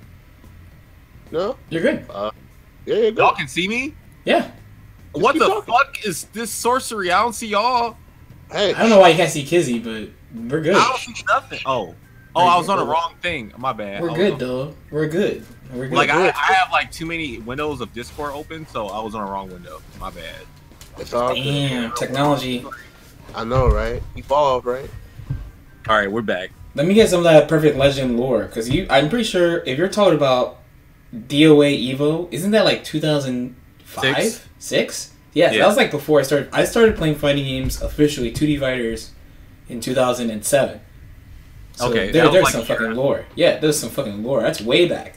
You're like in the fighting game Miasma, the dark times. Well, I came in during the dark times for Capcom, but for like Namco and Team Ninja at the time wasn't really. Ooh, that's something people don't really talk about, right? Yeah, people like, all right, back then they're always like, oh, it's the Dark Ages. I'm like, dog, there are fighting games coming out still. It's just not Capcom fighting games. Like, there are still games out, but Capcom was still doing the anniversary. Like, when I first came to Zine, it was like 20th anniversary edition, and then they had the big ass fucking Moz stick thing that they came with the game. And then it was like anniversary where it had all the hyper fightings and all the super turbos in one game. And sounds familiar. Yeah, just like shit that's coming on now. And then with that bundle came with Third Strike, and they had re-released CVS 2 for Xbox Live around that time as well. I think for 05. And Tekken 5 it just came out in 2005, and then at the end of 2005, DOA 4 came out. Man, I can't wait till we hit 06. What? 06? Wasn't that when they brought back Marvel's Capcom 2 on the Xbox? No, that was 2010. Damn, was it really that? Yeah. Damn, what? All right, because 2009 was the first year they had Street Fighter 4, and they also had Marvel 2 there for the last year on Dreamcast, and then the next year, and that's the year Stanford won, and then the next year, I remember that. Okay. When Justin won again, it was on PS3. Because that one dude got in the top 8. There's a clip, you'll go find it after I talk about this. But this dude was like, "Thank God for Marvel, thank God for Sentinel, thank God for the robot." Like he was saying that. I don't remember that dude's name, but I remember that being a highlight of the tournament for me. Because I went that year bullshitting. Like I went to play Street Fighter, but I didn't really care. I entered Tekken, didn't show up. I was just there because my game wasn't there. Like DOA wasn't there anymore. I feel you. I definitely feel you on that one. Yeah, I'm just like there for no reason. So I ended up like going to the strip and like right into some random girl and hanging out with her in Triforce. Triforce. Yeah. This is around the time King of Chinatown was about to come out. So Triforce was hanging out with the director for that. And they was like, "Hey, come hang out with us." So I was like, "All right, sure." We're just like walking around, and a guy from King of Chinatown's friend was getting married, and they were like trying to like get us drunk and stuff. And I was 21 at the time, so I think it was my first year being 21. Yeah, it was. There. Yeah. That thing you said, like, it was the Dark Ages, but no, because there were games coming out. Dude, Melty Blood came out. Fucking Tatsunoko came out. That's a Capcom game that came out. And first off, these Dark Ages, I don't know how long this shit lasted, but there were games coming out. And when I came to see in 05 and then 06, they were still releasing like Alpha Collection, which I fucking have. This game right here. It's gonna ban more porn. What? Yeah, I'm driving porn. You want Hold on. You want to see some porn? I don't know where it's at. No. Yeah, the 20th anniversary edition. Dude, there's like, I got so many Street Fighter. Oh, this shit came out. They talking about that no games were coming out. I was legit scared. This is supposed to be arcade. This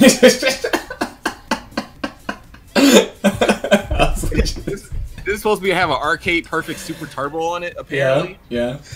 God. And I don't know where the fuck. I don't know. I can't find it.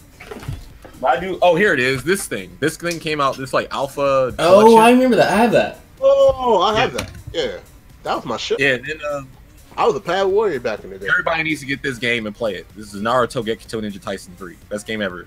One of them.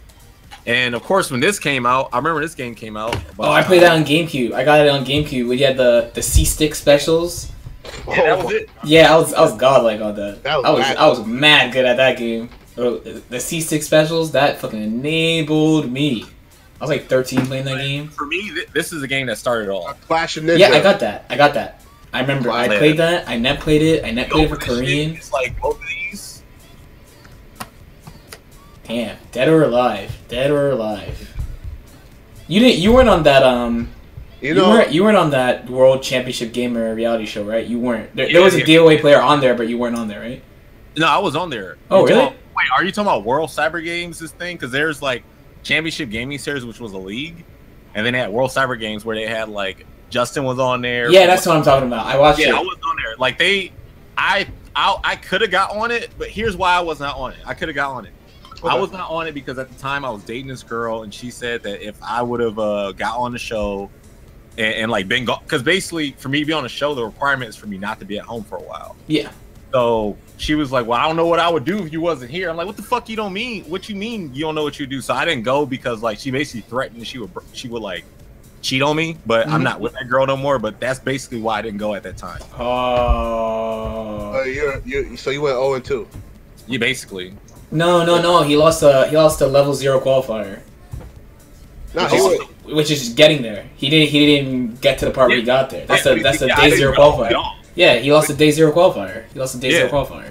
Yeah, damn, how you lose that, bro? That's a record. That's a classic. You know when those Japanese players go to Evo, they talk about their first match is actually getting there, because dudes be forgetting their passports and like. One dude was like, my girlfriend at the time threatened she would cheat on me, and at the time I thought the worst thing in the world was getting cheated on, and I didn't want to feel that because I was a bitch. So instead of just being like, "Well, fuck you, I'm going to the show," I was like, "All right, I'm gonna stay at home," and it was like. That show had some great moments. I have to remind, I played this on the stream before. The last game they played was fucking BlazBlue. Yeah. CS. That was the last game. It was a girl named Vanessa, and then some dude. No, you mean Mystic, right? You're talking Mystic. Is that her name? Was that her name? Was it Vanessa? No, Vanessa wasn't on the show. It was Mystic. Mystic was also like a DOA player from like CGS and stuff, but she was on the show. She won the second season. Yeah. This first season was won by this other guy. I can't remember his name.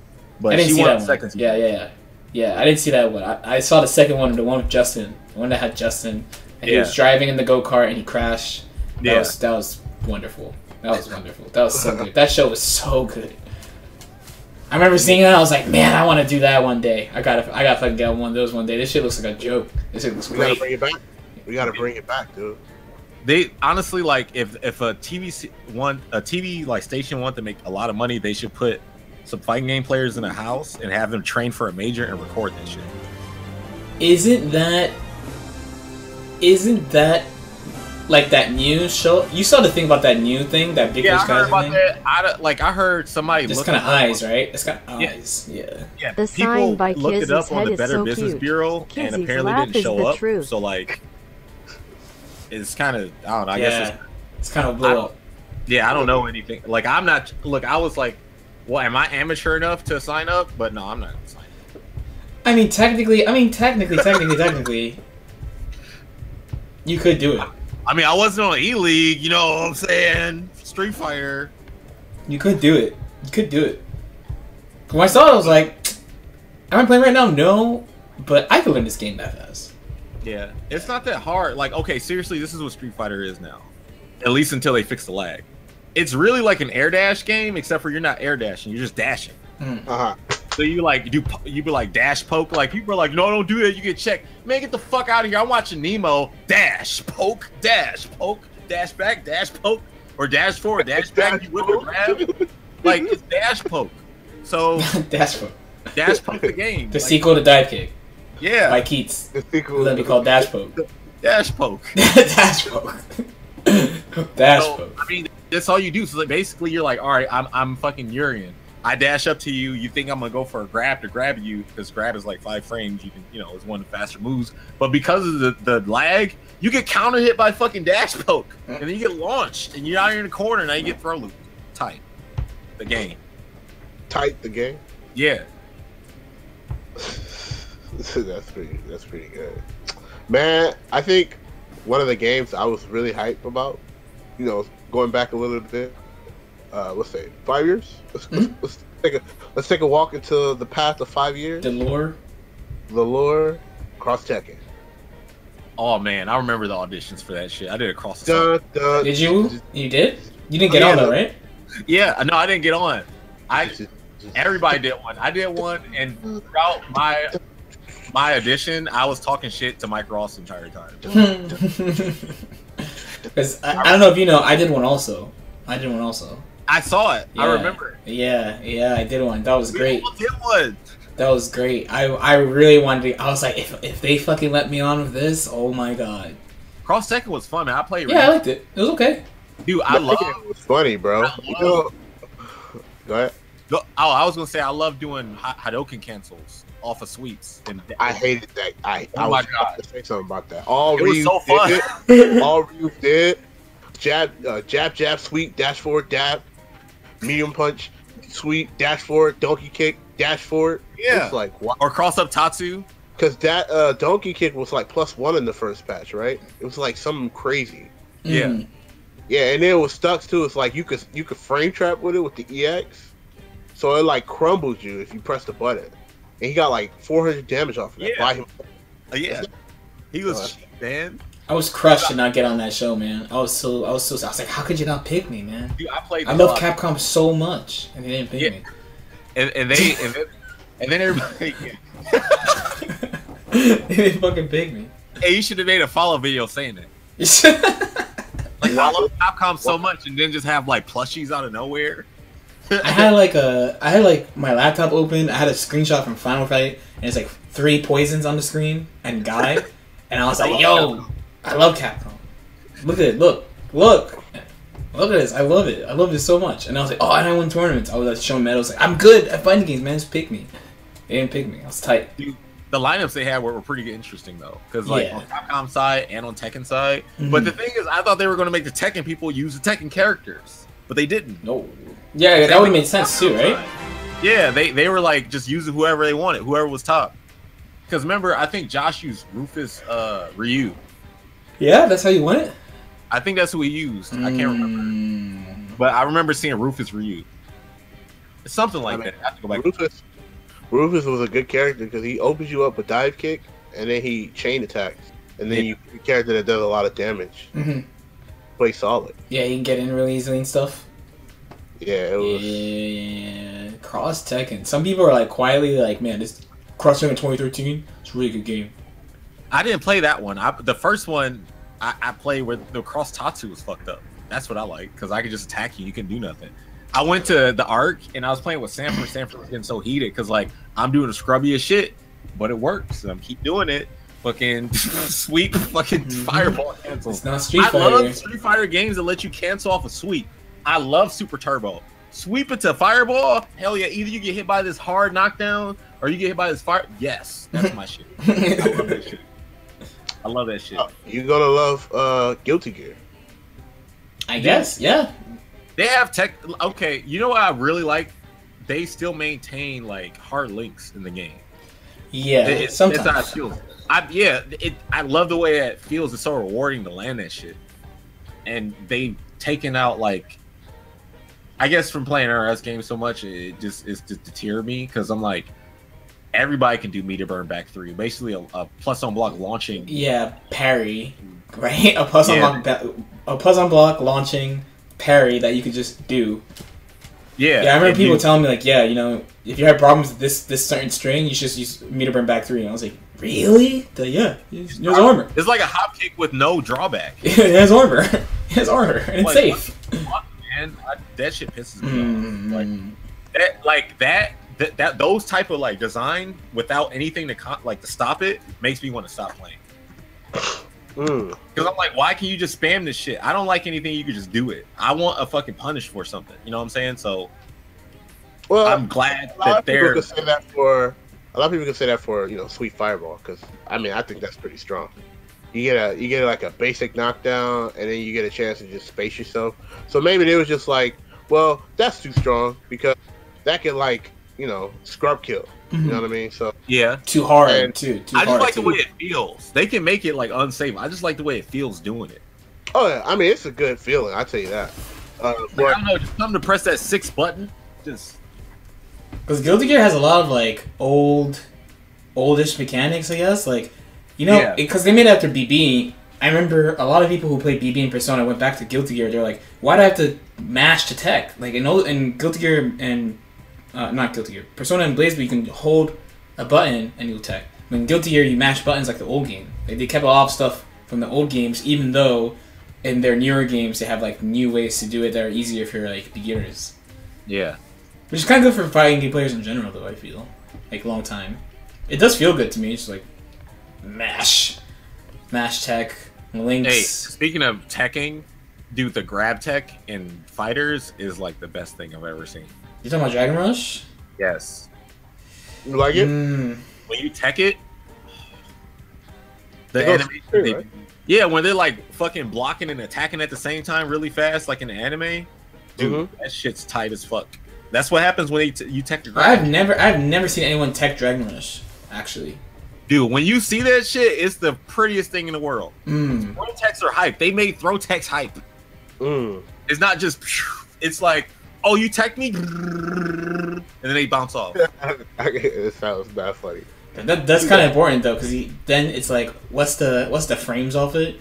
Because their games were like, it has to be like 20 frames. No, because like for example, like small though. Like Under Night, when whoever is the defender, whoever got thrown when they tech, they're at advantage. You know, as opposed in Persona, I think you're even, or like the defender is slightly disadvantaged or something. And I think there's a Street Fighter game where like the defender, whoever tech the throw, is like quite disadvantaged, which is kind of whack. So like when you do Dragon Rush, when you tech, it's like if you two are bouncing off, it's like, oh, so you just go back to neutral outright. Yeah, it's back to neutral. Yeah, so advantage might not even matter so much. Yeah, I love that. I love neutral. No, that's good. What? I'll tell you why I liked MK9 so much, because the game was, nothing was plus. It was either unsafe or slight disadvantage or neutral. Mostly everything was neutral. And there was no one can have an advantage other than know what your opponent's going to do next. And it was all about mind games. Even if you had like Sonya, who had armored launcher, basically like a meter burn back 3 technically. She was ridiculous in that game, by the way. And she had low profile. Yeah, she was easily number 2, 3 as far as like best character. Like Cabal easily best character because he can beat everybody. You used him, right?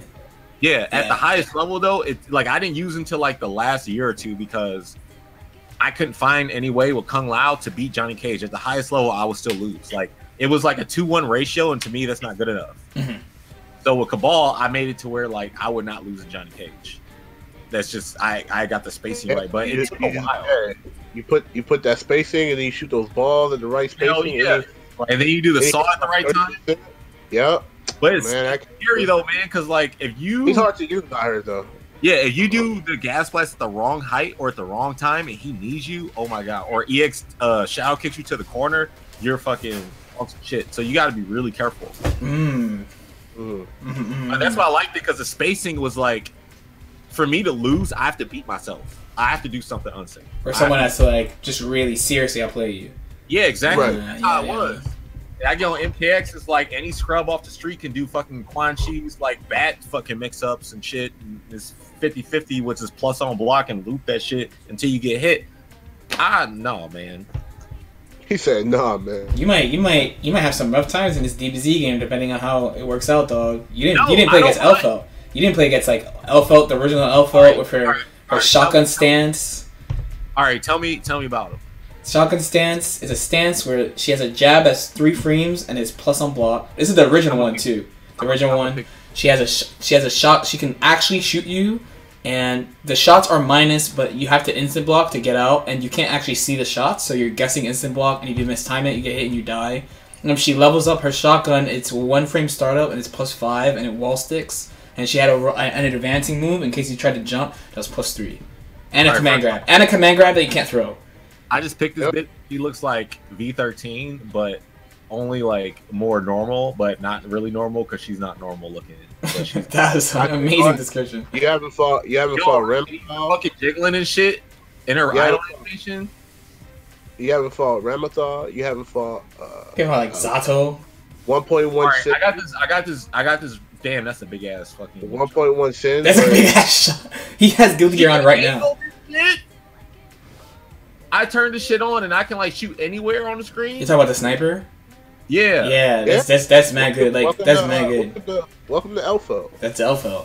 There are answers to it. This gun just exploded and hurt me. The grenade, right? Grenade. You held it for too long. There are rules for the grenade. The original grenade was BS, but like the current grenade is still kind of BS, but it's pretty fair. Because you can hit her while she has it, and she'll pop up, and you can combo her. That's pretty good. But you missed out on some bullshit, man. She can't jump. In shotgun stance, no. You have I'm in shotgun stance. Okay. Or sniper. In sniper stance, you can't move. In shotgun stance, you can't jump. But you can block. You can block. You can do a command roll. You can do special moves still. Yeah. She's good. You missed out some bullshit in just games in general. Just Arc Sys games in general had some bullshit. I told you about the fucking Kokonoe had just a super that was unblockable. I guess that's just it. Yeah. You just combo them in the corner. You knock them down. You make them block a fireball, and you do the super, and then they die, and that's it. Well, very simple. Very simple. GG. You lost the character selection screen.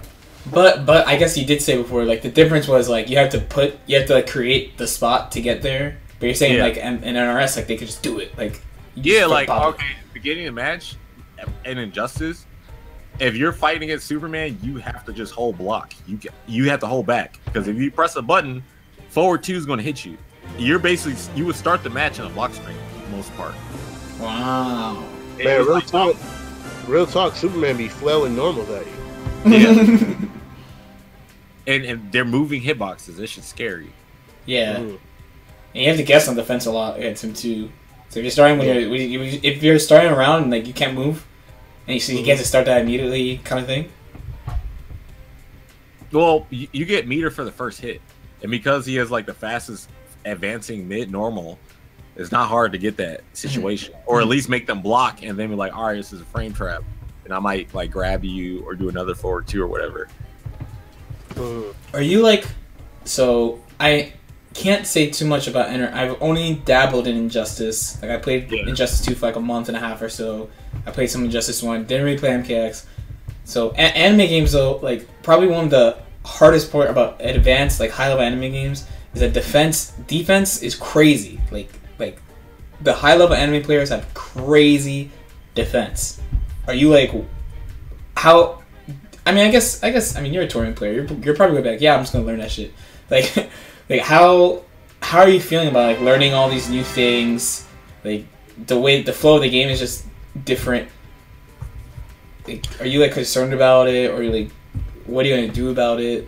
I don't know. I don't feel any kind of like pressure when it comes when I mean like learning the game or anything, because it's like I want to learn it, I want to play it, I like the way it plays. Like it plays the way I envisioned that it should play before like I even knew the game existed. So a lot of the stuff I already kind of understand it anyway. Like it just makes sense to me. So like a lot of how to use assists to do all that other stuff, I'm just figuring out the game mechanics that is foreign to me that I don't know, like the stuff that I can't visually see. Like when I found out I could jump cancel off of like stand medium, like stuff like that is helping me out. But like as far as like using super dash, vanish, and when to call assist and all that stuff, I have those fundamentals down from playing Marvel, and I already have like good movement in general from like just playing like games and practicing stuff like Tekken, and I can air dash in anime games no problem, and my movement in Marvel is pretty good.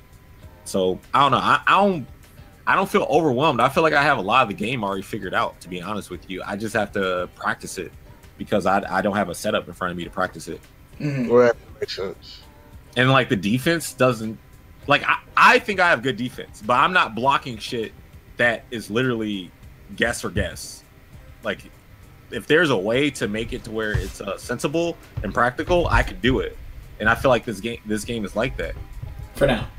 And it gives you for now it gives you like options and stuff, but who knows if they change the game later on. I kind of don't. I just think people are gonna find shit like I remember those. I keep saying it. I gotta tomorrow on stream. I'm gonna do it. I'm gonna find like I remember when the week 1, because this is a thing. I know you've definitely heard this. You probably feel the same as I do. When people are like, "Oh, DBZ is so fucking simple." I was in the beta and I just did homing attack auto combo and I'd be like that kind of shit. So like. When Persona came out, it was like the same thing. Like when week 1 Persona videos were out, and everyone's like, "Oh, it's just auto combo super. Like no one does any damage." Before people figured out the system, because the game's a new system, so people don't actually know what you can do in the game. They just know like, "Oh, the game gives you some easy tools for beginners," and like that's it. Do you feel the same way? Like it's kind of not totally true. Like it's not as simple as people think. Yeah, I don't think the game's simple. Yeah. I mean, like, I can see them saying it's simple because all they've seen is people doing vanish combos and shit like that. But you got to know when to do that stuff and what you can do it off of. And I think the depth is going to come into, like, being able to just convert, like, straight hits off stuff. and maneuvering around people's neutral. Because like every character, people who have very creative people, creative way of opening people up. That's gonna be an important part of the game. And the neutral is like very Arxis. Like you're talking about movement in Marvel, but like it definitely doesn't feel like that to me. A movement, what? Just pure talking about movement alone. Like it feels like a standard, like a pretty standard Arxis game. Just like the screen is huge compared to normal, and there's just a lot going on the screen.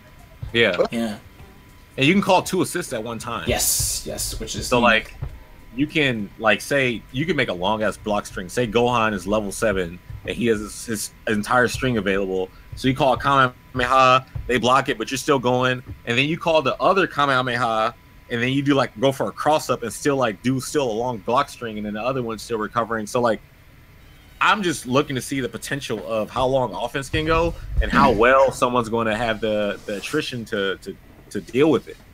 Because there's going to be a lot of stuff coming up that where somebody can like guess wrong or they mistime something with the reflect or whatever.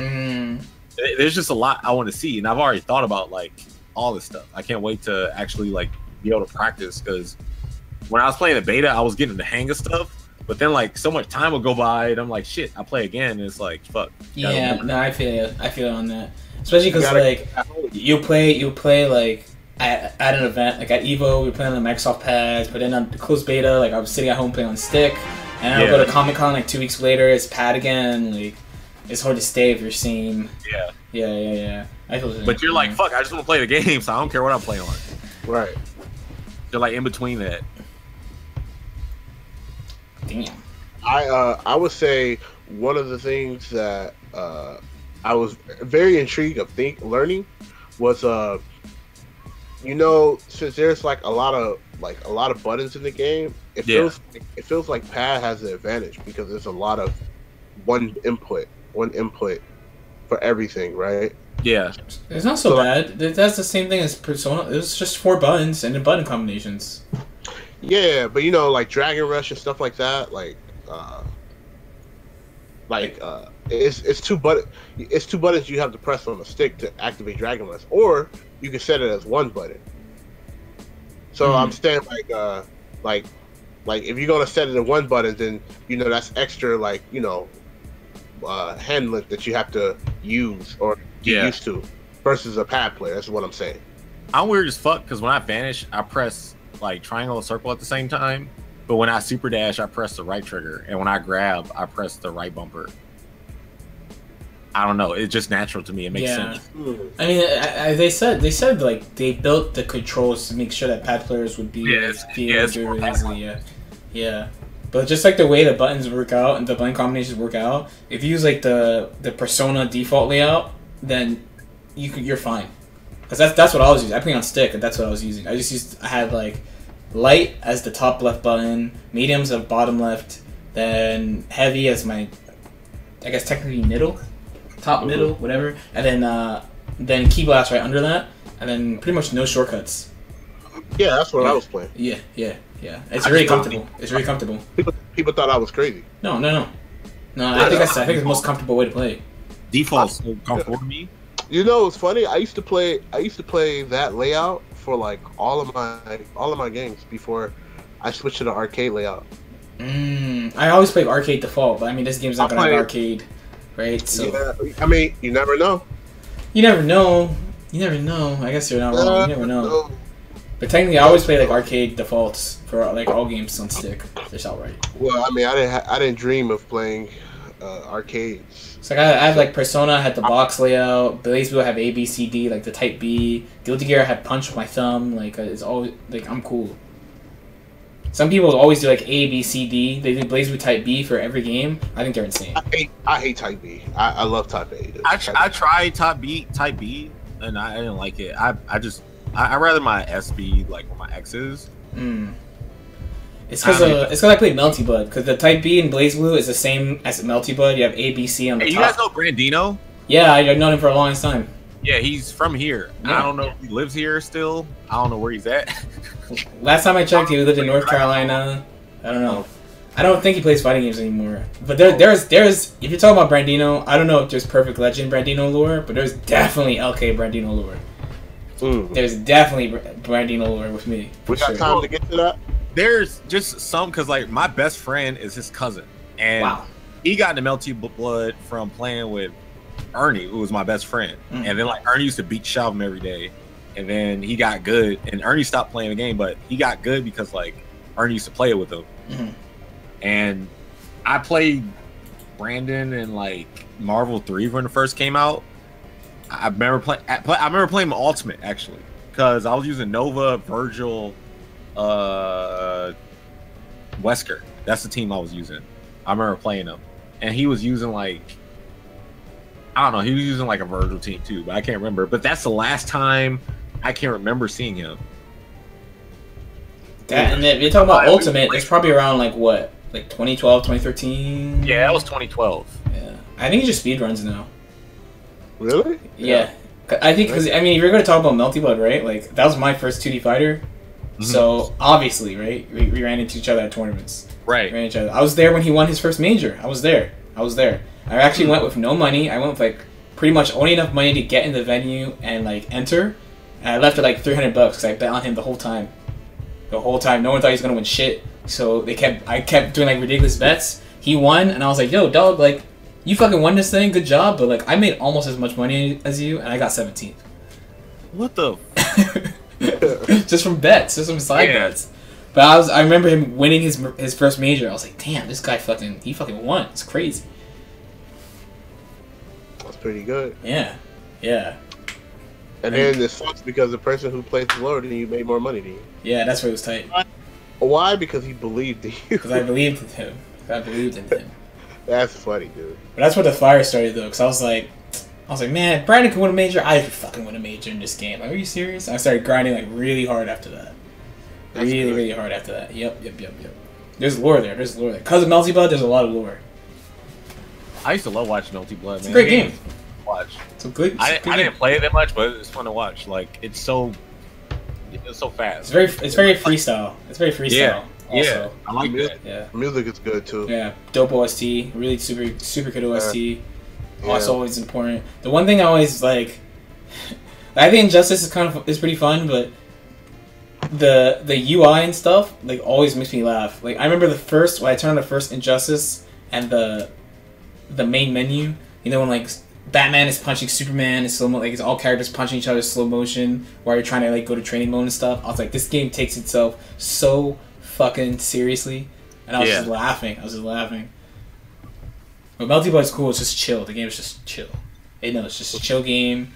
It's not. The game isn't supposed to even be real. Like the plot is like nothing is supposed to be actually happening. It's a dope game. Pretty dope. Close to my heart, Melty Blood. Yeah, that's LK's lore. Were you there when he had got top 8 that year in 2010 at Melty Blood? In Evo, yeah, I actually played him. I played him in that top 8. Okay. Yeah, that was the rivalry period, the heavy rivalry period. Yeah. Yeah, between me and him. That's so funny. Yeah. Hey man, Toledo Gamers. Yeah. Yeah. That was he was my joke was like he was the first person to start the LK ain't shit parade because he was like, hey, that kid ain't shit, I'm gonna beat him up, and then I beat him. I'm sorry, Brandon. Damn. I'm sorry, Brandon. That's crazy. I'm sorry, Brandon. Yep. There was a tournament where we played before Evo, before it was announced at Evo, before they released Actress again, we had to play top 8. I don't remember. Oh, he lost to Giuna. So he lost to Giuna. It was a kind of close set. He lost to Giuna, and he was like not happy about it. And then we had to play, and I beat him the first round, and then he just started like walking at me, and then he forfeited, and I was like, shit. After one round. Was that from losing to Giuna, or were you? I think it was from losing to Giuna. I don't think it's because I perked him. I think it's from losing to Giuna. Giuna was the best player at one point for free. Okay. Like, way better than everybody for a long time. Same in BlazBlue too. He was bodying everybody in BlazBlue for like a long time before he moved to Japan. He was really good. He was really, really good. He was really good, but also everyone else sucked really bad. I think the funniest thing is when the dude was forfeiting, I could hear the Melty Blood character selection thing. There was one tournament where he I don't think. Did he flip a chair? He did some shit with a chair. Brandon or Juna? Brandon. Brandon. I forget what though. I don't want to say it wrong. I think he flipped the chair. Like, you know, like he kind of just like lightly, like cow tipping. Like he did that to a chair from anger, and he like walked out. Oh, he danced on me once. He beat me in a tournament in Actress Again Current Code, the first big major. He beat me in winners, and he literally. So he won, and he got up and he started dancing. He was looking at me. He was dancing, and he danced out of the venue. I was like, "Are you serious?" I was just looking at him like, "What the fuck? What the fuck?" So then when I beat him in losers finals, I did it back. I did the same shit. Shit for real. I did the same shit right back in losers finals when I won. I was like, I just danced out the venue, the same way. What dance did y'all do? He fucking, cause you know he wears those Pac-Man hats and shit. Yeah. So he was just bobbing his head and just kind of like rolling out of the venue, and I was just like, "What the fuck?" Yeah, Ludacris, roll out. I was like, "What? I was like, why are you doing this?" I was like, "What the fuck? What the fuck? Man, what?" What were y'all on at that tournament? What the? People were hyped for Melty. Hey, man, Melty was wild. Like, I love watching that. By Ludacris. US Melty was hype. US Melty sponsored. Well, by... I hope he comes back because it would be nice to have a veteran anime player to play locally. You're Ohio. Yeah. You could net. I mean, you just net play. Oh, of course I'm just going to net play, but I'm just saying, like, sometimes it's cool to play offline. Yeah. You try to find someone to go like play sessions. All right, when I'm going to Evo, best believe I'm not trying to fucking net play. I'm trying to play offline to get that timing right. Yeah. I mean, there are times like I take BBCS2 Evo. This is probably the most esports practice I ever had. It was there's one month, where 5 days a week I was playing 5 hours of BlazBlue a day, and then at night, so I would go to sleep really early, and I would wake up at like 5 a.m. to go watch Japanese players net play, because like the best Japanese light she would play, and I would copy all his shit, and then I would practice it in the morning for like 5 hours again. I just did it over and over and over every day. That's esports regimen. All right, the most esports. Let me tell you how I won Evo, because that's the most esports regimen you can do. So I was in Virginia, staying at Tom Brady's house in Richmond. And what game is this? What game is this, by the way? You got DOA 4. Okay.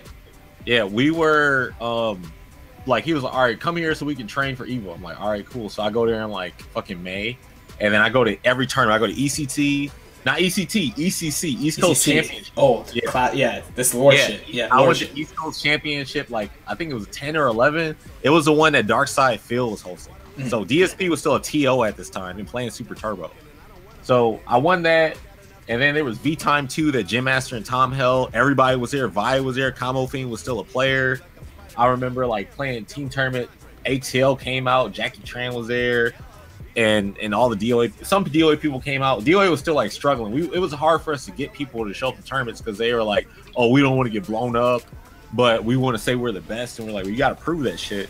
So we trained for Evo, and every day we played from daytime to nighttime. And the only break we would take is to eat or shit or shower or whatever, do regular human stuff. So yeah, that's basically what it was until we went to Evo every day, grinding all day, because like the game just came out in February, so we need to grind that shit. Yeah, I getcha. There's a lot of matchups, but the thing is, like, once you get over that initial hump of grinding to know everything, all the animations and stuff, if there's no like changes to the game as far as like patches or anything, you're good. And there was no changes. That game didn't change from the first patch till till the next game came out. It didn't change, so it was easy to Oh yeah, Jackie Tran. I see Dream Center is talking about Jackie Tran. Jackie Tran was the Evo 2004 Tekken 4 World Champion. So that was 2 years after that I had met him in Tekken 5. Who he play? He played Jin. Right? He played Jin, and then in Tekken 5. Damn, who did he play in Tekken 5? I want to say Jack, and I also want to say Steve and Paul. He played those characters. He might have played Nina too. Nina was some scumbag shit that game. Her up 4-1 was dumb. That shit went like full. She does come back. Yeah, but not like that. That shit. Oh my god. That you had a move that like splat on the ground and also moved her forward on you. Oh, Miller, you're a Tekken 4 player. Man. Yeah, that's because one thing you made a good point. Like one thing that is hard about playing Arc Sys games sometimes is their timing for patches, depending on who you play, is awful. It's really bad. It's really bad. Yeah, so I don't think any timing for patches is worse than NRS timing for patches. Dude, all right, let me tell you. So MKX, this is how I'm so rubbed the wrong way. This is why. ESL Season 1 Finals. They released a patch right before the finals. They released it after CEO right before the finals because they were like, Tanya this. But they buffed Kitana. They buffed the shit out of Kitana in that patch. No character in the game could fight her. The characters that were designed to fight her, because NRS is all about designing characters that can beat characters that they design or whatever.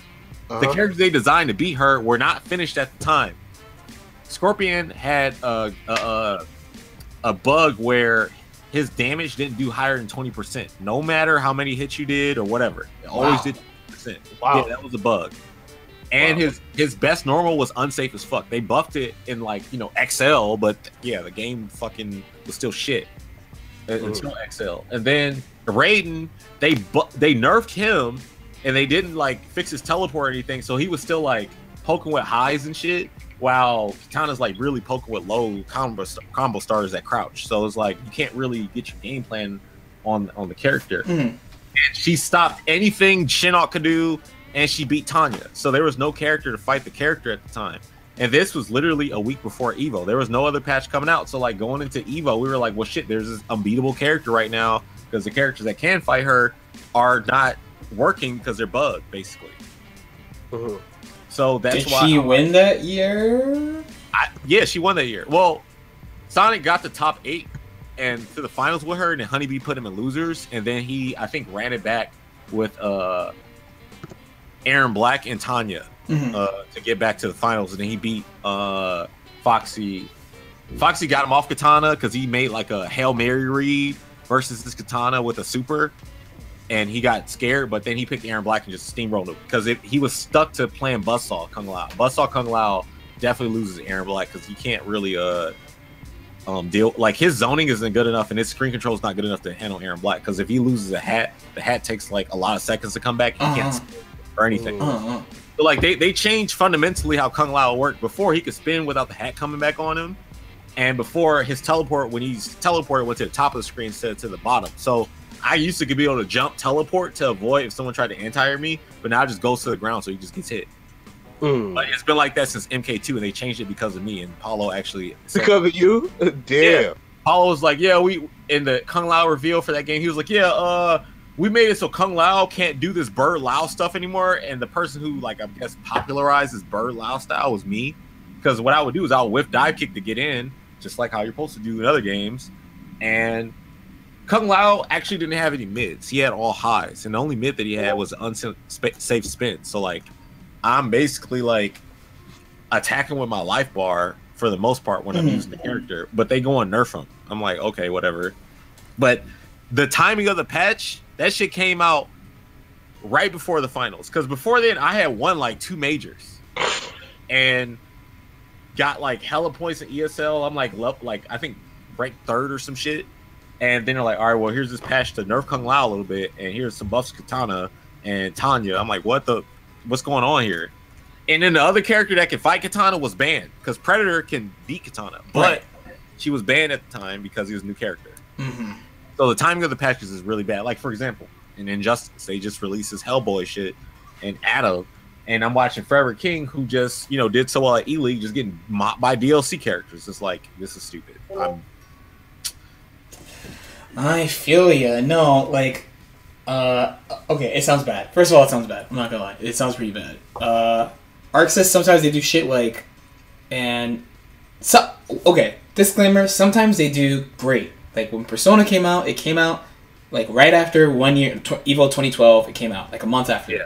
And then the next year's Evo was that same game. That was awesome. That was great. I was really fucking happy. But then on the other hand, they had stuff what's a better example? I think BlazBlue a pretty good example. One of the old BlazBlue is a really good example. Yeah, I remember the first BlazBlue that I played, because Arakune was fucked up, V13 was fucked up, Rachel was fucked up. Yeah, that's why they didn't have an Evo for it. They came out with the next version, and they had a poll like, what do you want to do? Do you want to give up your spot so that Marvel 2 can be in one more time, or do you want to have BBCT? And I was like, hey, you know, like, the game's fucked up, but we're all pretty good at it. Let's just do a one BBCT and say goodbye to the game. But I was maybe like one in 10% of people who wanted to do that. So obviously it didn't happen. So BBCS 1 comes out, we grind all year, right? I get pretty good at it. Fucking a month and a half before EVO, BBCS 2 comes out. And then right after they announced BBCS 2, maybe like a week after BBCS 2, they had a tournament in California called Revelations with like a 5K pot or something. I remember that. Yeah, and my character got drastically changed, and I got bodied. I went from like usually winning or getting like top 3, I got blasted. Just blasted. I pretty much flew out to Cali for nothing. I got like 13th or something. I know how that shit is, man. Yeah. Don't worry, everybody got blasted in that tournament too. Yeah. It was rough, and predictably the character that I like that really made it through, and when everyone was saying was the best character now, because she was like pretty good before, but she was the best character. The top 2, both that character. 2 Makotos. Two Makotos. Yep, that's top 2. 2 Makotos. Yep, 2 Makotos. Oh, I kind of don't think that this is going to be like that. Yeah, I don't think so. They do pretty good at Guilty Gear patches. They do pretty good at Guilty Gear patches. Rev 2 timing was a little sus, but I mean, my case is unique. Like actually, I thought the Rev 2 patch was fine for everyone else, mostly. And with a new game, do you think they're gonna come out with a patch that quick? Unless there's some broken shit, like some really, really, really early game broken shit. Like, you sure about that? Because there's some companies that just let it rock. No, I mean, because you know, in P4 it got patched after a month, right? So the original Persona. The Naruto loop, right? No. The original P4U. They nerfed Chie because Chie had the counter hit 5B that was fatal, so she was doing 8K off frame traps. And then Mitsuru had the jump A, like she has the best jump A in the game, but on counter hit you couldn't tech, so she could do like 5,000 damage off counter hit jump A. So they nerfed that too. Bro, that's pretty much it. Fatal. Yeah, that's pretty much it. I think. Wasn't it like 6 frames? It was like 6 or 7 frames, jump cancelable, dash cancelable, fatal counter. It was a lot of stuff. They patched it, but that was all they changed. But that was like about 3 weeks after the game came out. Right before Elizabeth came out, they did that. Fatal. Yeah, not a joke. Not nice to deal with. Not nice to deal with. So if something like that's in DBZ, then like, and they patch it quickly, then okay. But I hope they let it rock. I hope they let stuff rock. Yeah, we got to make sure. Because still, when I'm playing, of course, there's stuff I'm going to overlook because I don't have that much time with the game when I play it. But from just like their design, what I think they're trying to go for, or what's fair, I think it's fine. Of course, there's going to be hidden stuff that they probably didn't intend that might be fucked up that we got to get out of the game. That's cool. But based on what I see, what they're trying to do with the design of characters and shit, the on purpose stuff looks good to me. That's good. No, that's good. That's what I want to hear. I really want to play one more time for open beta, real talk. I'm trying to like look for an event that I could fucking just slip in. Like the last time I did that was Comic-Con. Do we want to start talking and asking questions?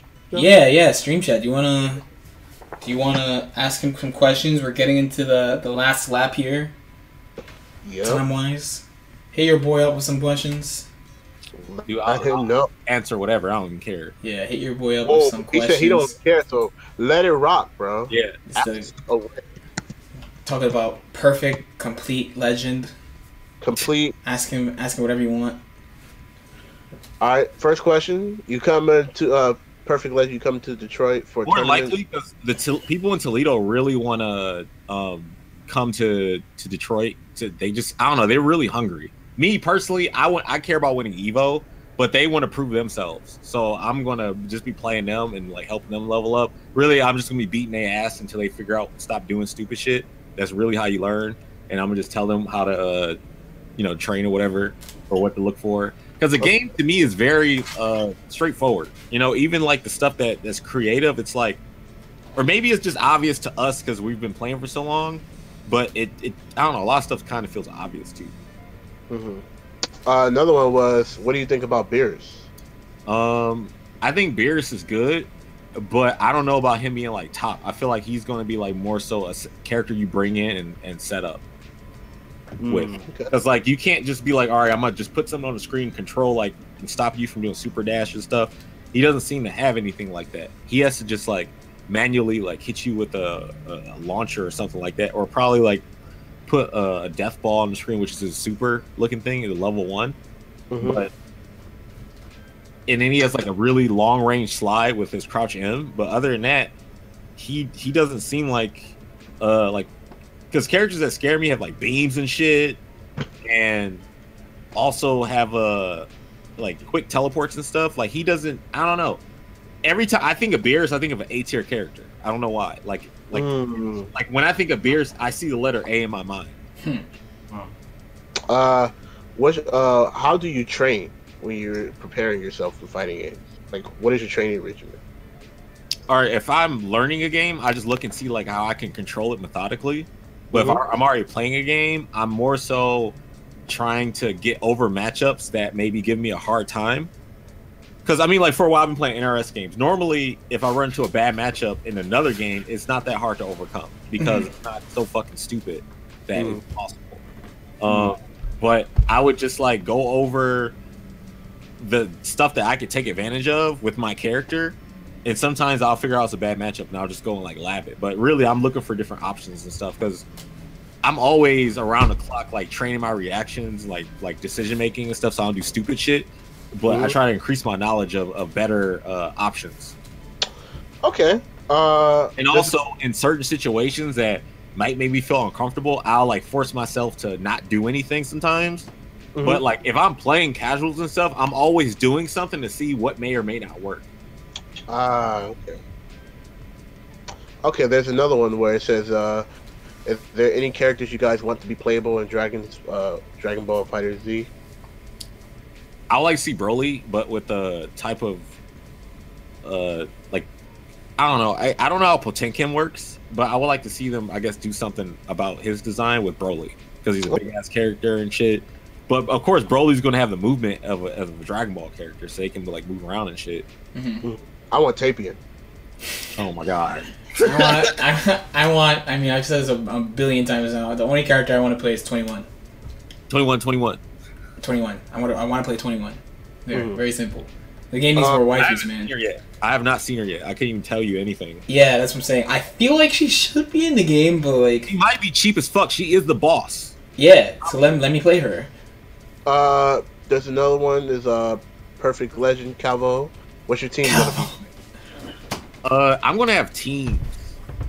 There's too many like. You're gonna have multiple teams. I respect it. Yeah, because it's too hard to be like, well, I'm just gonna play this team because like, well, a lot of teams seem like they'll work well. Like, I'm gonna play an all Goku team where it's like Super Saiyan God, Super Saiyan Goku, and Black Goku. Because here's the thing: if you point Super Saiyan God, Super Saiyan Goku, he has a dive kick, he has a meterless vanish with a kick behind it.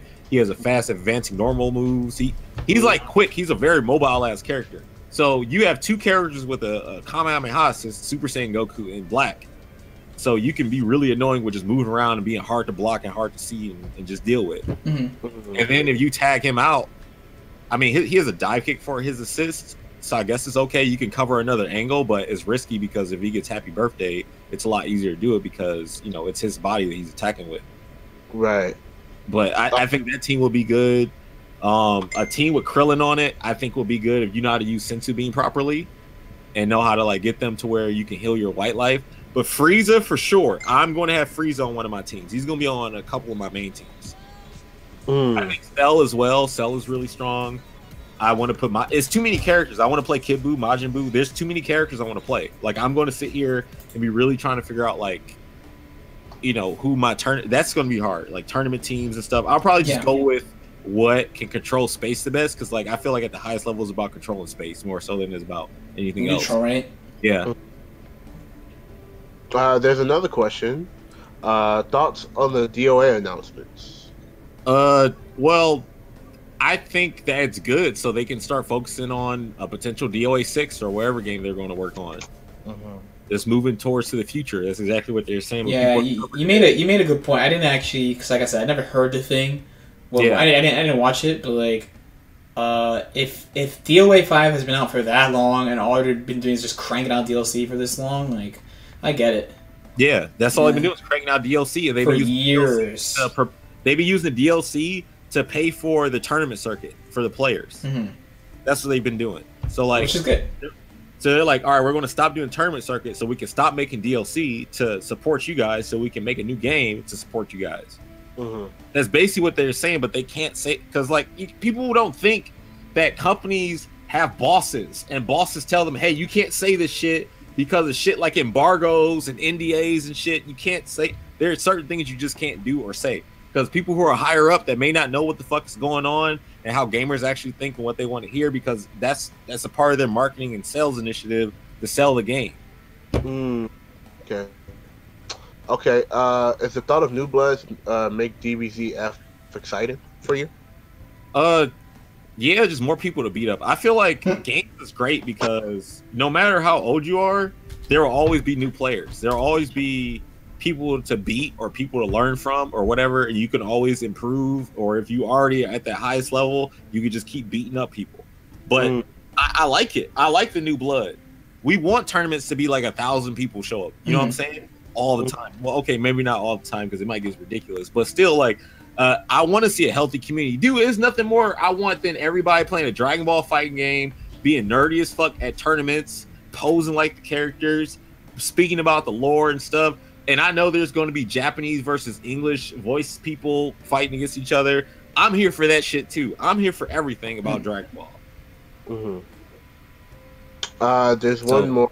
How would you feel about Mr. Satan being playable? Would you want him to be like a Dan type character?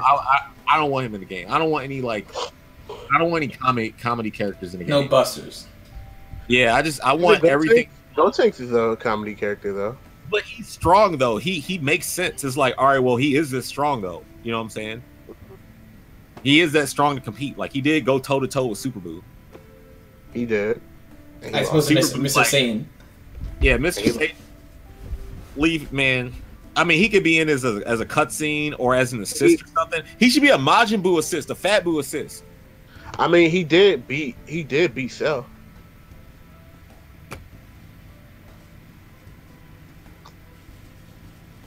Am I missing something? I'm definitely missing something.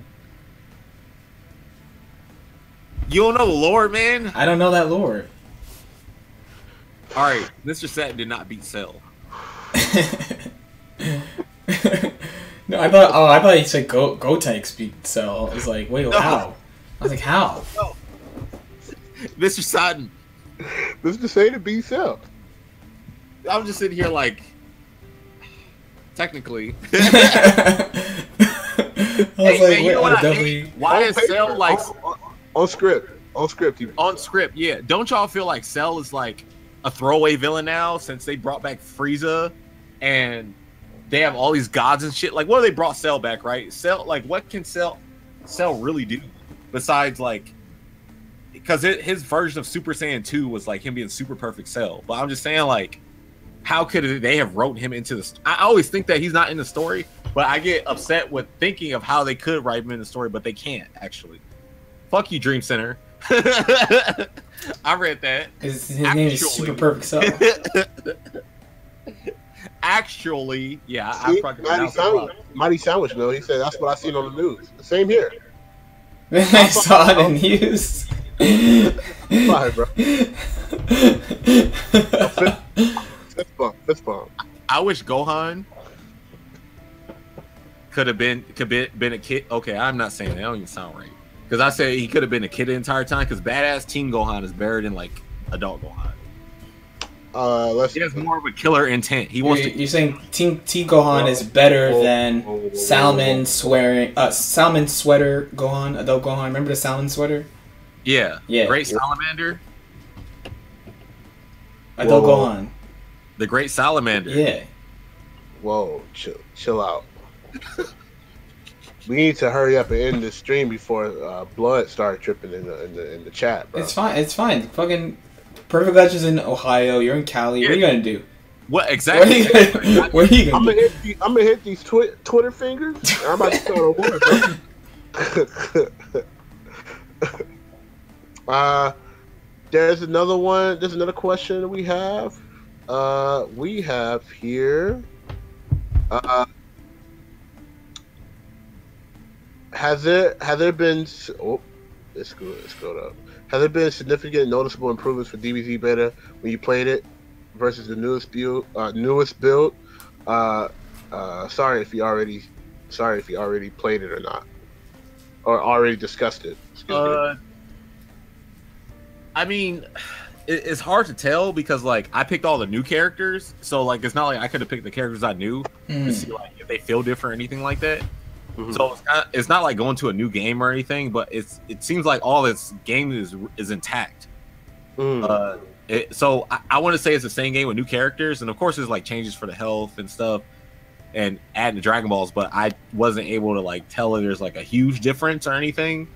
But it feels like the same game. I mean, I'm just excited for the game and stuff. So like there isn't. I mean, that's a good thing too. I mean, I guess for it to be an improvement. I mean, I don't know how you can improve on that. The game is as fuck. Damn. And another person is, what gets you in the mood? I think this is going to be the last question. What gets you in the mood to train? Okay. Well, in the beginning, it was because everybody told me I sucked and I was ass and I could never be good. Sounds right. And I relate. Is what I mean. Yeah. And then, like, even though I was the best DOA player for like 4 years and won every major tournament, and if I did lose, I got second or third only. I never placed out of those places. I was still told I wasn't the best player, so I used that fire to just keep winning the entire duration that the game was out for DOA 4. Because everybody was like, Master's the best. I'm like, no, he's not. So I just kept winning stuff. That was my motivation back then. For MK9, I was just playing Street Fighter at the time and dabbing in Tekken and Marvel, but I wasn't really like it. My heart wasn't in it. And then Tom called me one day. He's like, hey, man, there might be some money in MK9, and they're supposed to be like trying to balance it and make it good. Because before I wouldn't touch NRS games because I knew they were broke as fuck. So I wouldn't touch them. Like, I played MK versus DC, and it was, like, dumb as hell, so I wouldn't play it. And UMK3, like, they were fun to fuck around on, but they weren't good to play, like, competitive-wise. MK9 came out. It was fun. Kung Lao looked cool. He played cool to me, so I played it. And that's how it was for me. Like, I didn't have a goal for the game other than, of course, like, try to make some money because he said it might be some money in it. But I didn't really make, like, I guess I made a good, decent amount, but I really enjoyed playing the game because a lot of the stuff that pissed me off at the time was like C Viper being hella bullshit, safe reversals, safe offense, hella damage. And I'm just like, I'm tired of this shit. I want people to be unsafe on their stuff. Like, cause every tournament I would go to in the region, I have to fight Wolfchrome in the finals. Every tournament. It didn't matter who showed up. It was me and Wolfchrome in the finals. Every tournament. And I got tired of fucking losing to C Viper with Akuma, man. They didn't have Yun back then, so I couldn't fight the character. There was nothing for me to do. And he had every matchup down. This is the time that Chrome was the best player in the country. But I would beat everybody else. And like, I remember we had it was the Evo Online tournament. I got third. He got first, but I only got third because it was single limb. And I had to beat Vi to get third place. And he had to beat Peru, and he had beat me. And he won. But yeah, like, and I think like in that top 8 was like stacked to it. Fucking Filipino champion that shit. And it was not easy, but I lost to him every tournament because C Viper was so, and I finally like beat him. Like in the last tournament we played, I used Yun because Yun's a better matchup. But I didn't care. I didn't have a rivalry or nothing to me in MK9. It was like, I just want to play the game because it was fun. I had a lot of fun playing it. Like, I would travel. This is how I know a game is fun to me. Because before I used to be like, why don't I care to play MKX like this? People would invite me to come to the casuals and shit. I did not care. I didn't want to play it. Same thing with Injustice 2. But MK9, dude, I was in Cleveland. I was in Detroit. I would go to Chicago. I would go to Texas. I would go to California. I was going everywhere to play the game with people. And that's how I feel for Dragon Ball FighterZ. I want to just go wherever and play. That's good, man. That's good. I think that's 3 hours. We did about 3 hours, yeah. Oh, that was good. Marathon time. Good. We got a lot of lore. Thank you guys. Thanks for having me. Yeah, dude, that was mad fun. I'm gonna leave the call. I'm not gonna stop the stream. Stream Monster, stick around for a little bit, but I'm gonna leave the call. Peace out. Peace out. Peace out. Peace. I don't get some dinner or something, man. I don't know what I want to eat. Boom. That's how I'm gonna leave him. That's how I'm gonna leave him. Damn. Okay, that was pretty good. That was fun. That was funzo. That was pretty fun. Perfect Legend, man. I learned a lot today. Got a lot of DBZ talk in there. Got a lot of lore in there. He started playing fighting games before I did, so I'm sure I didn't see him in the stream chat. But I'm sure somebody fucking said. Somebody always brings up some shit about you were playing Smash. I found videos you playing Smash. So if you want to say that, then you can also say that I'm saying that Smash is not a fighting game. Okay, I'm saying it. I'm sorry. As a Smash player, I'm saying it. It's not a 2D fighting game. Okay, boom, whatever. The point is, he's been playing for a fucking minute. He's been out there. I learned that Perfect Legend was a DBZ reference, which is crazy to me. Because legit, I was not lying. I did think for a long ass time that I was like, dude, this guy just legitimately calls himself Perfect Legend. Like that's who he fucking thinks he is. That's crazy. There are people out here like Lore. Like okay, Lore Knight is obvious. It sounds like I'm feeling myself, but like Perfect Legend. I mean, right? That was cool to learn about. Like we were talking about before too. I'm so glad. I mean, he got to play, so he's actually the most privileged of all of us. But I'm so glad there are finally more footage of these characters that we've been seeing. That's really big to me. Got to learn a little bit more about NRS and stuff. That was good. That was good. So tomorrow and beyond. Tomorrow will actually be the actual post NEC stream. Like I was thinking, like I said before, like in the pre-stream, I was thinking about getting SKD on again. Since he won BB just to talk about the tournament stuff. But I didn't do that. I did not do that. Tomorrow will definitely be between like FG homework and like talking about NEC pretty much. I've been really whack as far as uploading, so I'm pretty much gonna be uploading this and last week's episode now, and I want to have uploads, you know, just ready after the episode. Because honestly, like, what am I doing after this? It's fucking late. I could just do it and go to bed. Not a big deal. I hope you enjoyed the show this time. Thanks for watching. We'll have another great guest for you next week. Yes, next week. Next week is Christmas. Look forward to that one. Hopefully we got someone really crazy. But until then, I'll see you tomorrow. Thanks for watching. Good night. Good night.